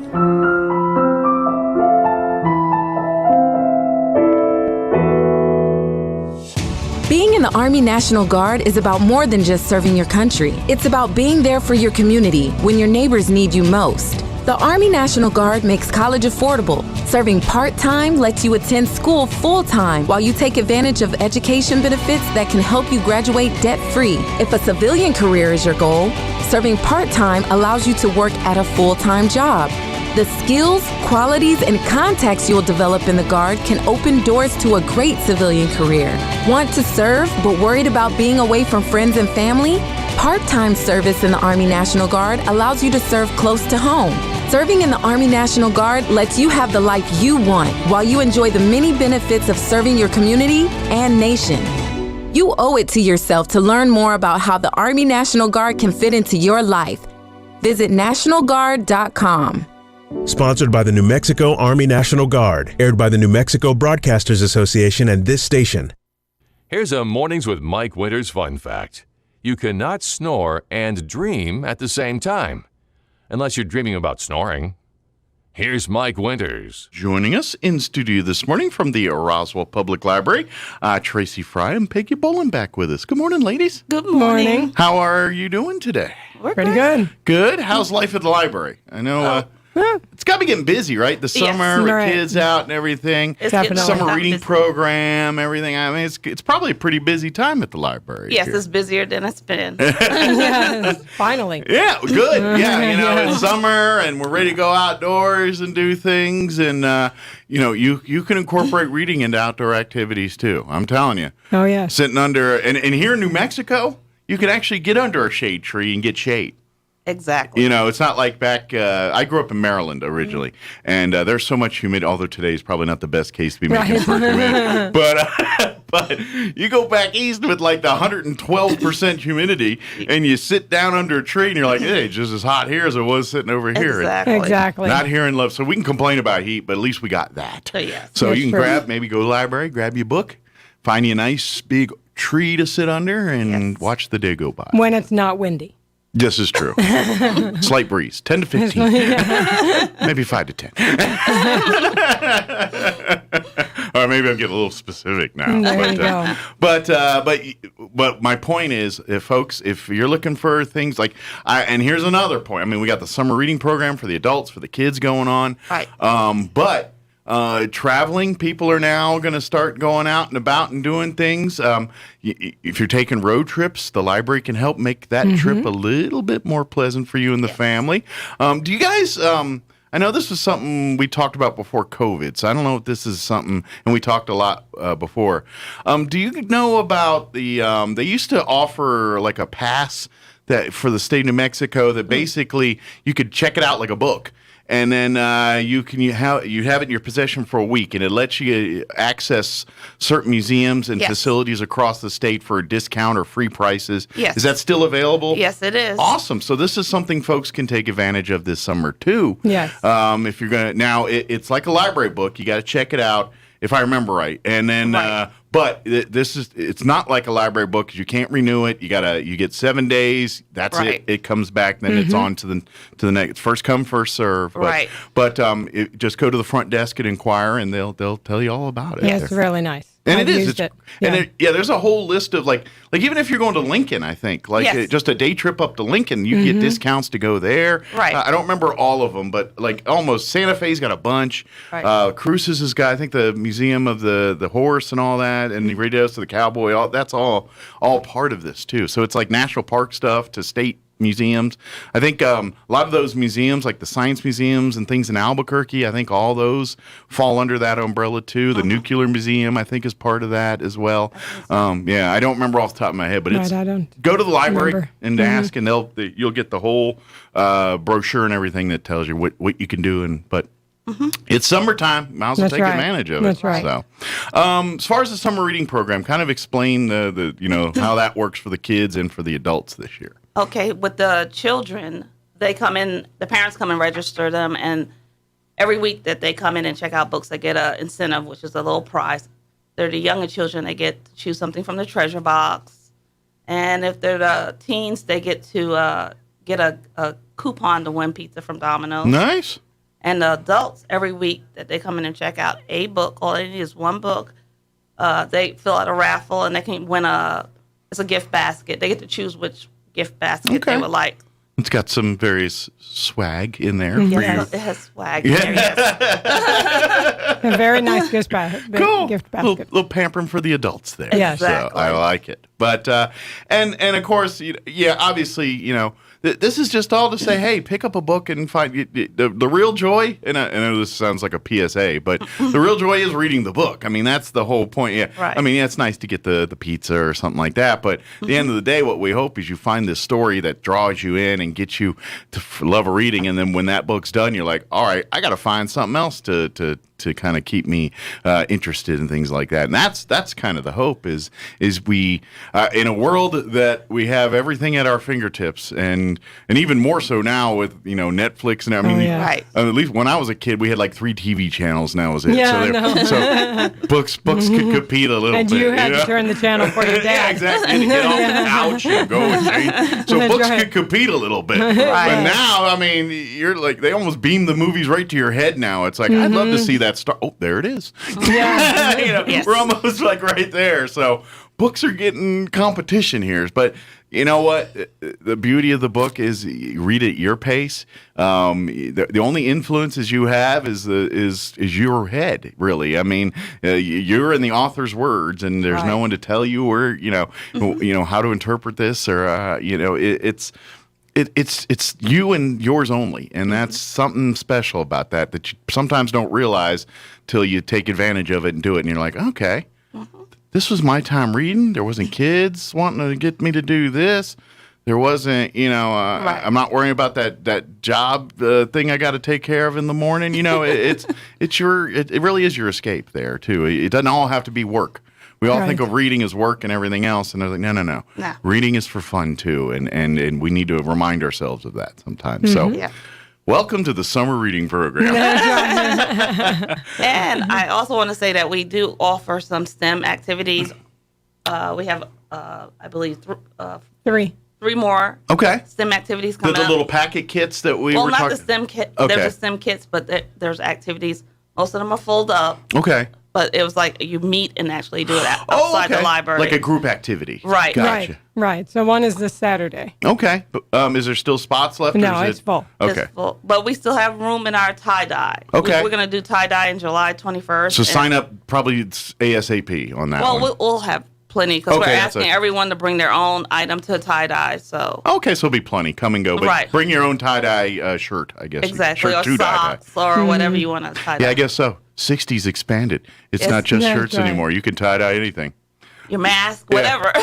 Maybe leave underwear at home. Maybe stick it to maybe. outer Yeah, garments. maybe. Keep it to outer garments. Thank you for that. Yes, we appreciate that. Now, if they're like ginormous boxer shorts or something that we're having fun with, then maybe we could, like we're going to hang them on a wall, big. But, more intimate apparel, let's leave that at home. Yeah. Let the professionals decorate those for you. But the rest, come on down. And that's going to be in July? July 21st. 21st, all right. But so put it on the calendars. I would tell if you're a social media, Facebook or Instagram. I think that's the two you guys really do a lot of work on as far as pictures and I things. know, definitely Facebook. I would invite you to follow the Roswell Public Library on Facebook. That way, you're going to be one of the first to know about when these events come up because they put them all right there. But second, too, is you get a chance to see what the community's doing. I know, like when you have certain like the group activities and Right. things, you're going to post pictures up of that when or just just the things happening in the library. You get to kind of glimpse of what's going on there, and of course, it's a good reminder from time to time because when you're sitting there going through life on your Facebook, it's like, oh yeah, they got that at the library. That'd be great for the kids this weekend, or I'd like to do that. Right. Whatever it is. So it's I invite you to just that way. Because sometimes things just slip by your radar, and you find out when you're sitting there at the home at the end of the day, just Oh, we missed that. checking out what's Right. going on. Yeah. Right. So I invite folks, especially if you got kids, but if you're here locally in Roswell, I mean, the library's for everybody. I know we always gear and kind of, steer in the direction of kids, and that's important because, the kids, especially with COVID and everything, we've got a lot of making up to do as far as getting them back to where they should be at their education levels. And this summer is that opportunity. Summer reading program can certainly be a tool for that. Right. So if you're a family and you're going, I know, homeschooling this last year with COVID and all that, it's really put us behind the eight ball, and I'm a little bit nervous when they go back to the fall if they're going to be ready to kind of keep up. And fine-tuning by participating in the summer reading program. I don't care if your child's in first grade or 10th grade. It doesn't matter. That reading, that just keeping that it just keeps the brain kind of fresh. It's like, unfortunately, it's like exercise. You got to stretch before you do it. This is like stretching before you go do that. It keeps the brain sharp, keeps things going, and at the same time, you're not giving them books that they have to read because that's what's on the set list. This is their chance to read whatever they want. If it's in the library, it's at their fingertips, and that's a big deal. You just got to sell it that way. That's because that's what kids don't. They're like reading because they like. Oh, I don't want to read because they don't like the story. It's about something of a faraway land that has nothing to do with their relation to or connecting to. But if you go, all right, well, what books do you like? And let them walk through and they see the section with the cool, covers and everything on it. Like, all right, that's got fire and dragons. That looks kind of cool. I like That's that. right. Oh, that one's got like that's what they say. You can't judge a book by a cover unless you're a little kid, and I really think you really do judge a book by its cover. But as far as how to sign up and everything, kind of give folks the details on. It's just really a trip to the library, I think. Exactly. Or they can even call if they wanted to sign. They want information, just call the library. Okay. And if they're just signing up, like for tie-dye, for instance, they can call and we can put them on the list. Okay. The only requirement to participate in the summer reading program, and it's not a big ask, is you have to be a member in good standing at the library. It means you have to have a library card. Right. Guess how much they cost? Not a penny. They're free. That's right. They're free. Completely free. The only time they get expensive is when you don't return books. Oh, yeah. and then most of the stories don't end in that one where I had the book for 87 years and I brought it back and the fine was going to be $4,070, but we all laughed and gave it back. This day and age, like, now we're collecting that money. We need it for this. You seen the budget? Man, they need us to give us money. But please, come out and get involved with that. Peggy, while we're talking about the summer reading and all that, talk a little bit about some of the STEM stuff that you're offering for families, too, to take advantage of during the summer and, really any time that, outside of school. Well, this Saturday, unfortunately, it's closed. That we have enough people. Mm-hmm. Barbara Chavez, who's the other STEM instructor, mm-hmm. she's going to be heading a STEM class on layers of the ocean. It'll be about the oceans and oil spills and all that. It's going to be really, really nice. Good. It's going to be a great educational... Not oil spills, but education. Yeah, it's going to be a great educational... Not oil spills, so I was like, great! Wait a minute. But a great STEM lesson. Yeah, absolutely. And then the next one she's going to be doing is on solar ovens. Okay. So solar cooking and solar ovens. That's the future of the easy bake oven, I guess. Yeah, that's the next level. Mm-hmm. We went solar. That light bulb ain't cutting it no more. And then the last one's going to be about snap circuits. Oh, cool. So they're going to learn about electronics. They're going to learn, energy. The solar stuff. There's little electronics in that too. Ocean energy and electronics. Absolutely. Circuits. And also too, you guys have the packet kits too as well that families that can work with their kids. Kit? Yeah, mm-hmm. They're STEM at home kits and they're all so basically it's a lesson in a packet. Basically, it's almost got like verbatim step by step on how to do the lesson.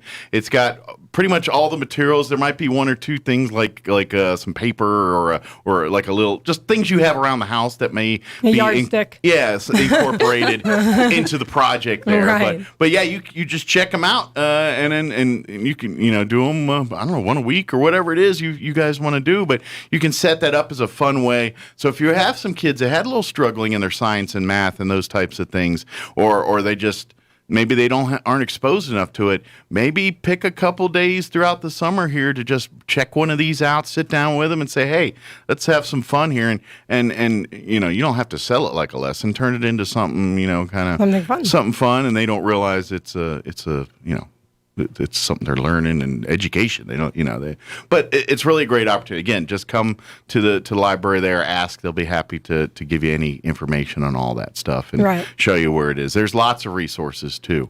Something else I want to mention is if you're a member in good standing, there's a lot of services available to you via online that you could. Yes. You could, and I say this, and then I always precursor. I don't recommend this, but you could do this.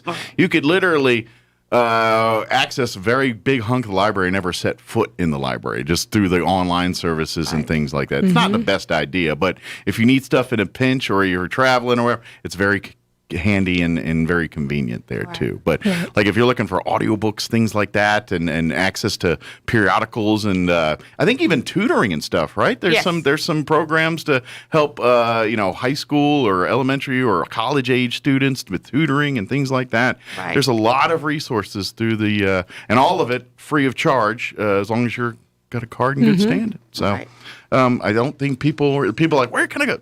You realize the library is a very huge resource for many, many things other than tax forms and newspapers. That's right. That's true. Very true. What else do we want to mention? Is there some other stuff we want to let folks know about? Well, remember we had the problem with our children's area.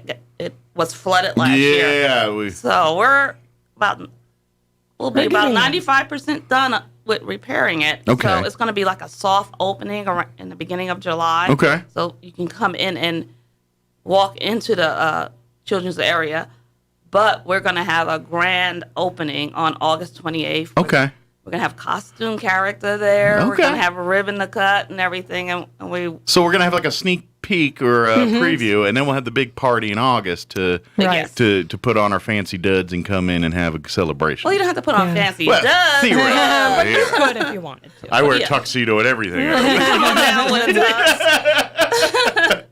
But yeah, that's great too. Yes. I was going to make a joke about the new kids section's actually in an ark, just in case the water busts again. Yeah, really. Floated on over here. Exactly. But yeah, that was one of those things, and everyone, I think, at first was like, was this covert? It's like, actually, no, we had a water main burst that did some serious flood damage there to that part of the library, and it was shut down for a while there. It's been shut down since June. Yeah, I mean, but the whole library, I think, was shut down for a little bit, wasn't it? Due to COVID. Yeah, due to COVID. Yes, but due to the flooding, too. Oh, to the flooding. Yeah, I thought the flooding was kind of, but good news is it's there, but get ready for the big party in August. But in the meantime, come check out and see if you need to check out books and things and see some of the the new library smell it's got. It's like new car smell, but new kids library smell. Get there before it wears off. And of course, don't forget whatever your resources for adults, for kids, the library is there. I mean, if you need help, even if it help navigating government forms, documents, things like that, a lot of times librarians will sit down and help you directly with that kind of stuff. They're just full of good information, resources, people. It's a place, if you need help, navigating something, the library is a good place to start sometimes. And even if you can't get help directly, all right, this is, something but if you go down to this office over here or talk to this person, we can put you in connection. They can help you more aggressively than we can on this one. But library is a place to start for, if you're really lost on, I don't know where to begin, I'd just go on to the library and they'll put you in the right direction, if not to help you directly on pretty much anything, related to navigating the life on some of this stuff. So, even if you're all right, now kids, I'm going to tell you something.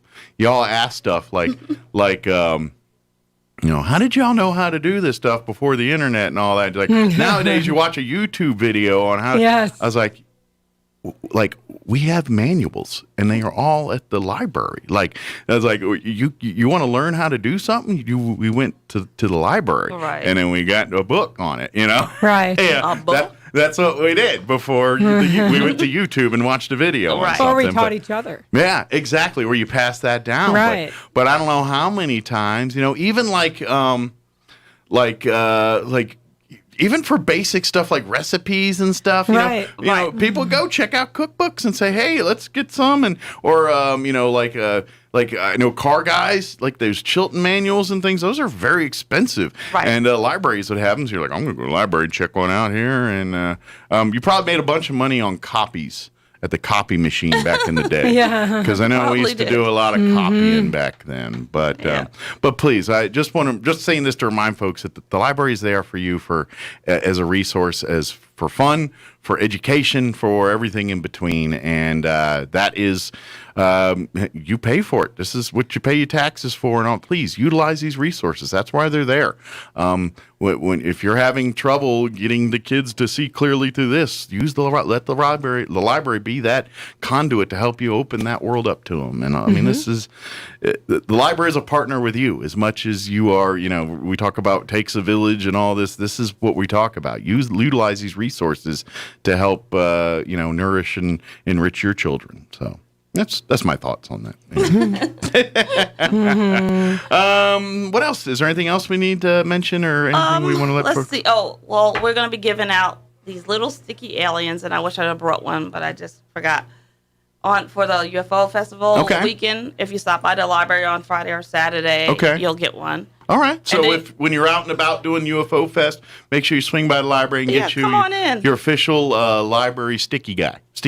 Mm-hmm. Yeah, of course, alien. And you can take a picture with our alien Zach, who's sitting at the front door. So if you would like to do that, you may. Okay. And then we're getting our programs together for the fall. Okay, so. Perfect. And of course, you get your fancies tickled on all this UFO stuff and you want to do some more research and reading, come on by the library. I'm sure there's a book or two about UFOs in there that can help you along the way. Mm-hmm. That would be oddly weird if you go to the Roswell Library and nope, we don't know nothing about that stuff. There ain't a book here in the whole place about UFOs. I know, really. Then people will be like, that's a conspiracy. Let's dig into this. Yes. Definitely.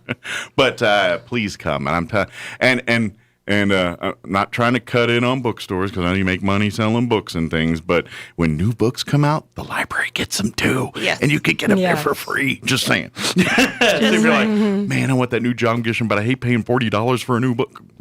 Check it out. Go to the library. There's new books there too. So come on down. Utilize the library. Sign up for the summer reading program. It's free. Doesn't cost anything. And especially if you're a reader already. Oh, yeah. If you're a reader already, might as well get some free swag for doing some reading. And so when you come down, sign up, pick up a couple books from the library there, take them home, read them, and get involved with the. And like I said, I think the breeding program works best when you do it as a family too. So I recommend if you sign your children up, I would sign up with them as an adults, and you can do it together. I think you can ask about the rules and stuff, but I think some of like the adult reading counts if you're reading to the younger ones and things like that too is part of all of that. You can ask the librarians about the specifics, but generally speaking, when you incorporate the family in that, you kind of have better results and better participation. But I think it's just a more fun experience if you do it that way. So, True. If anybody has any questions, of course, you can always go to the website. The library has their website through the city's website, roswell-nm.gov. But I think if there's like a code / something, blah, blah, blah, take you to the library. Just click the thing that says Roswell Public Library. Or just Google it. Or Google it. That's what I do. Yeah. Just Google. But the city has the website, and you go through the thing. But anyway, it'll get you there. Also, like we said earlier, follow and like the Roswell Public Library on Facebook. Another excellent way to stay up to date and things. And of course, when you go to library, you can get the little calendars and things to put up on the fridge if you're wanting to know about like some of the activities and things. Some of these events we were talking about, you can get those calendars and put them up in your fridge and kind of circle and mark and remind you when they're coming up too, if that's a helpful way for you guys to stay on track of that kind of stuff. So, very good. Is there anything we missed? No, I don't think so. We still offer the library on the go. So if the patrons they can call in and order their books, and we can have them they can drive through and we'll just hand it out the window. So if you don't feel comfortable coming in, or you don't have the time. Yeah, or you don't have the time. Right, exactly. That's true. Although, make the time. It's part of the fun of going to libraries. That's right. Is kind of going there and not knowing exactly what you want. You just maybe have an idea or something, and then just let the book find you. I mean, that kind of happens sometimes. So if you got time, I recommend that. But if you don't, and you want to do the library on the go, and like, I want this, and I want it now, and I want you to put it out the window, and I'm going to drive by and grab it. But, no problem. The library will help you out there, too. Yeah. So, well, awesome. Well, thank you, ladies. Have a great weekend. Stay cool and dry. Yeah, dry. I heard you. Yeah, we got some rain coming. Oh, my gosh. Say cool today and dry in the next couple of days. That's keep your powder dry. Is that what they say? I don't know. It sounds important. But anyway. Thank you, guys. I appreciate it. We'll see you next time. Off everything. Rules and restrictions may apply. Looking for a way to pay for that new home improvement you've been waiting for? Ready to consolidate credit card debt at a lower interest rate? Figure offers multiple loan options that can help you improve your finances. From mortgage refinances to home equity lines and personal loans, Figure can help you find the loan that's right for you. Figure takes all the stress and hassle out of the process. Apply 100% online at Figure.com and see your new rate in a few clicks. Figure out your finances at Figure.com. Figure Lending LLC. Equal Opportunity Lender. NMLS 1717824. Terms and conditions apply. I'm meteorologist Steve Hamilton with your Pecos Valley weather. Plenty of rain coming up over the next couple of days. We have stationary front nearby and lots of moist air over eastern New Mexico. Showers and thunderstorms will be likely. Some of those storms could have heavy rainfall, so watch out for some flash flooding. Today's highs between 73 and 76. A few of those storms could drop 1 or 2 inches of rain. Showers and thunderstorms overnight. More rain likely tomorrow and mid-70s. That's your latest forecast. I'm meteorologist Steve Hamilton. With the SRN News Business Brief, I'm Rich Thomason. General Motors building 2 electric SUVs for Honda to sell in North America in 2024, but the Japanese automaker plans to manufacture them on its own after that. Honda says the GM-made vehicles will have Honda bodies, interiors, and suspensions and will be unique to the Honda and Acura brands. The company says the Honda will be called the Prologue. It plans a series of electric vehicles this decade for North America, with most made at Honda plants. That's correspondent Jeremy House. The Chinese government says it has turned on the first 2 generating units of the world's second biggest hydroelectric dam. China is adding hydropower capacity at a time when dams have fallen out of favor in other countries for environmental reasons. The Dow down, the S&P, the NASDAQ higher at mid-morning on Wall Street. With business, I'm Rich Thomason. Customizable office equipment is one stop away at PTS Office Systems. Of course, you and the business next door do different things, so you need different office equipment. PTS Office Systems has fully customizable office equipment in stock, waiting to be delivered to your business. Get fully customized office equipment to meet your office's specific needs. The day and age of one-size-fits-all office equipment is gone. Shop around at PTS Office Systems today at 217 North Main in downtown Roswell. You've slouched on it. You've slept on it. You've sheltered in place on it until it's worn out. Now it's time for new furniture from Glenn's. Like a breath of fresh air, Glenn's will brighten your home with beautiful new furniture you'll be proud of for years to come. And at Glenn's, everything is ready for immediate delivery. So reopen your life and refresh your home with a trip to Glenn's Furniture at the corner of Union and Alameda, where delivery is free since 1953. Okay, so look, Mexican restaurants are everywhere around here. You can throw a rock and hit an authentic Mexican restaurant. Don't throw rocks. But La Gran Victoria is different. Delicious, authentic, made from scratch family recipes and even a few favorites too, like agua frescas in a variety of flavors. Take advantage of Taco Tuesday, Hamburger Wednesday, and the daily 2222 breakfast special with 2 eggs, bacon, sausage, and your choice of potatoes for only $7.49. Open at 8 a.m. for breakfast 7 days a week at the corner of 4th and Richardson. Find them on Facebook too. La Gran Victoria, Roswell's home of the flavor. This is a nasty little termite. It loves nothing better than to eat your house, your subfloors, your walls, around your windows, and then they swarm around taunting you. We're eating your house. We're eating your house. You'd like to kill them, wouldn't you? But you don't want trenches dug around your home, and you don't want holes in your foundation. That's where Dow AgroSciences and the Centricon Termite Colony Elimination System come to the rescue. The same system that protects the White House can help protect your house. An authorized operator strategically places Centricon stations around your house and then carefully monitors them for termites. If they're found, a professional inserts bait tube devices. The termites take the bait and they die. I feel like I'm dying. Kind of like that, only a lot more effective. In fact, Centricon is proven to eliminate the termite colony. Termites are gone with Centricon. No more colony, no more problem. Visit Centricon.com. Call Bob Reed Pest Control today in Roswell, 623-5344, or anywhere in southeast New Mexico at 877-623-5344. When you're not feeling well, the last thing you want to worry about is how soon you can get in to see your healthcare provider, or even finding a provider if you don't have one. Well, now you can feel better, knowing that the Loveless Healthcare Center in Roswell offers same-day or next-day appointments for when you're not feeling well, or for checkups, annual exams, or any chronic issues that need attention. To schedule an appointment or to find a new healthcare provider, call 625-3222 today. If you have a student who's ready to further their education, think Eastern New Mexico University first. The state of New Mexico, through the Lottery Scholarship Program, will pay 100% of your student's tuition if you are a New Mexico resident. Don't miss out on this great opportunity to further your student's higher education at the only 4-year university on the High Plains. For more information, visit enmu.edu. Explore, experience, excel. Eastern New Mexico University. Here's a Mornings with Mike Winters fun fact. Ketchup was used as a medicine back in the 1930s. Mike uses ketchup to make friends. He doesn't have a lot of friends. Here's Mike Winters. And good morning. It is 9:50. Got a few minutes here before we wrap up the show. Don't forget, this is the week. UFO Festival, all of that happening this week through the city and through Main Street, Roswell. If you go to UFOfestival.com, you will see all the events and everything for the UFO Festival. If you go to UFOfestivalroswell.com, you will go to the Main Street Roswell and Alien Fest and all the stuff that's happening there. You'll probably find information for both at both sites.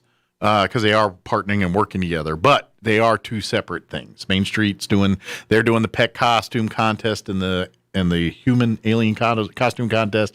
All of that's on the courthouse lawn Friday night and Saturday morning. The adults Friday night, the pets Saturday morning. All that being the courthouse lawn. That's all part of the Alien Fest side. but you'll find information for it at the UFO Festival site too. So I know it's a little confusing, but But if you want to see like what's going on at the planetarium, what's going on at the zoos, what's going on, all that, UFOfestival.com. But if you want to know more about the passport program, the pet costume and alien costume contests and all that stuff, that's through Main Street Roswell. So, matter of fact, tune in tomorrow in the 9 o'clock hour. We're going to have Marie Manning join us. She's a Main Street Roswell director, and she'll give us all the skinny about all this stuff I'm just talking about here. But just putting that bee in your bonnet right now. That's going to be happening this weekend. All right. My wife's here, and so I've talked to her about this before, but this is something I think I want to. I was seeing more of the commercials for the show Alone on History Channel over the weekend. Alone is the show where these people get sent to a remote area of the world. So I think they've been to like way down in South America, I think up in Canada and parts, and they go to different remote parts of the world, and they take like on average about a dozen people, and then they just stick them to live out on their own in the wilderness for as long as they can till they tap out, basically. And I think the last one that taps out wins $500,000 or something like that. They've been doing the show for years. I think they've got like 10 or 11 seasons, or maybe not that many, but there's quite a few. I think we've seen some. Yeah, you and I have watched familiar. them. Yeah, you and I have watched them. I kind of dig them because they're not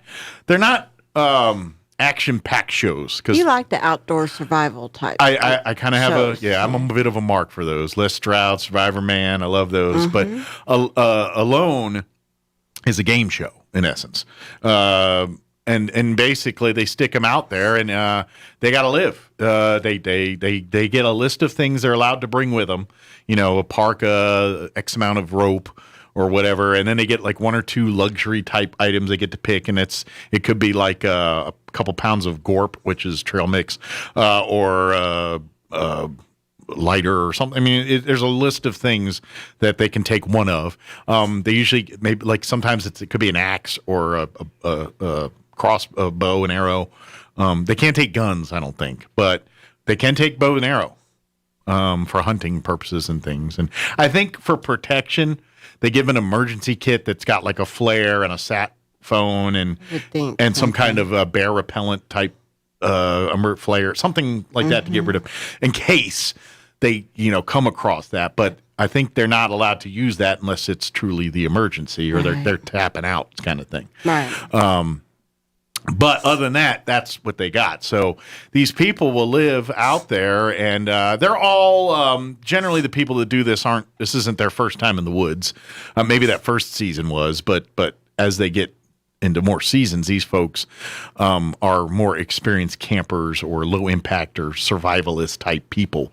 Some are folks most of them are generally people that live the lifestyle anyway. And what I mean by that is they don't live. Most of the people, the contestants, very few are like the family with the 4 kids. Most of them are people that are like prepper types, or some of them are. Sometimes it's just a regular family, but a lot of them is people, we live on this patch of land here in West Virginia, and we do our stuff anyway. Some of those people are kind of the live off the grid types or those types, but not all of them, but most of them are. But I'm fascinated by the show because they get out there and it's a exercise in psychology as much as an exercise in low impact or surviving while camping. Because I don't think for these guys, for the guys and gals that do it, the first week you'll weed out the people that don't know how to do this, like the ones that they just get overwhelmed with. I can't find food. I can't make a shelter. I can't get a fire made, whatever it is.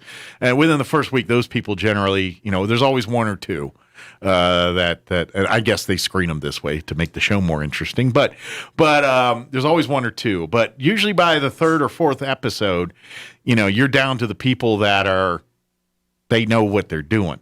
The part that gets them is the psychology side because they're alone. They literally don't have any human contact for the entire time they're out there. They separate them so that they don't find each other, in the woods out there in the wilderness. But they only, communication they have with the outside world is that sat phone is an emergency only. The rest of it, they're in the wilderness. So their neighborhood is bears and deers, and depending on the region of the world they're in, wildcats or whatever it is. But they've got the survivability down. And they all will come up with projects. So as they progress, the ones that know what they're doing, next thing you know, they're kind of Gilligan's Island it a little bit, and it's like, I made this coconut phone out of. It's not that extreme, but you know what I mean. They're like, well, I made this. They're making furniture and beds, and they're ingenuity out in the wilderness. But they run out of those projects after a while. There's only so many whistles and chairs they can make. And then the boredom sets in, and that's where especially if it's an all-day rain and they're stuck in that shelter for a day or two with no one to talk to or no one to be with but themselves and the pitter-patter of the rain, that messes with people after a while. Yeah. And so I love that part of the show. But my point is, I think if I did the shakedown part because I've done low impact camping as a Boy Scout and all this, and I'm an Eagle Scout, so I have some. But if I did like a training on myself where I went out and did some shakedown camping and trained and got back into that mindset, I think I could totally do alone. I think the mental part I could deal with. I'm a loner enough to where I can entertain myself and mentally be there for that. I don't think that part would bug me. I think if I can get past the, surviving part, which I think I could That's a huge part. Well, it is. But I think with my experience is, I haven't granted, I have not low impact since I was probably 21 or 22 years old. And low impact camping is different than, I'm not talking about going to cooler in a big You're over tent. twice that age now. Yeah, I am. So it's been a while. I know. But low impact camping, you're carrying everything you own on your back. You don't, you leave very little footprint of you being there. It's very more close to what these alone survival guys do. Not pack the family up and go to the KOA and set up the fire in the fire pit and pitch the tents. It's no. This is family camping. Yeah, you eat dehydrated food or you eat what's available to you at the campsite, and that's what you go with. And so, where's the cooler of hot dogs? Or that's not going on. But anyway, I think I could do it. I know in my head I'm probably way over, but if I had the training and the shakedown and got back into that mindset of what to do, because I still remember most of it and get it updated. I think I could do it. I think I could handle that thing. So I'm gonna take off 6 months off and go do that. Your wife be worried that whole 6 months too. Pretty sure my job wouldn't hold my job for 6 months either, but that's besides the point. Are you kidding? Yeah. All right, we got to go. It's 10 o'clock. Thanks for allowing us to be a part of your day. Stay dry. It's pouring down, raining out there. I love it. Yeah, stay dry. We'll be back bright and early, 7 a.m. tomorrow. Have a wonderful day. Thanks for allowing us to be part of it. We will talk to you Bye-bye. bright and early tomorrow. No static at all. Your new home for talk radio is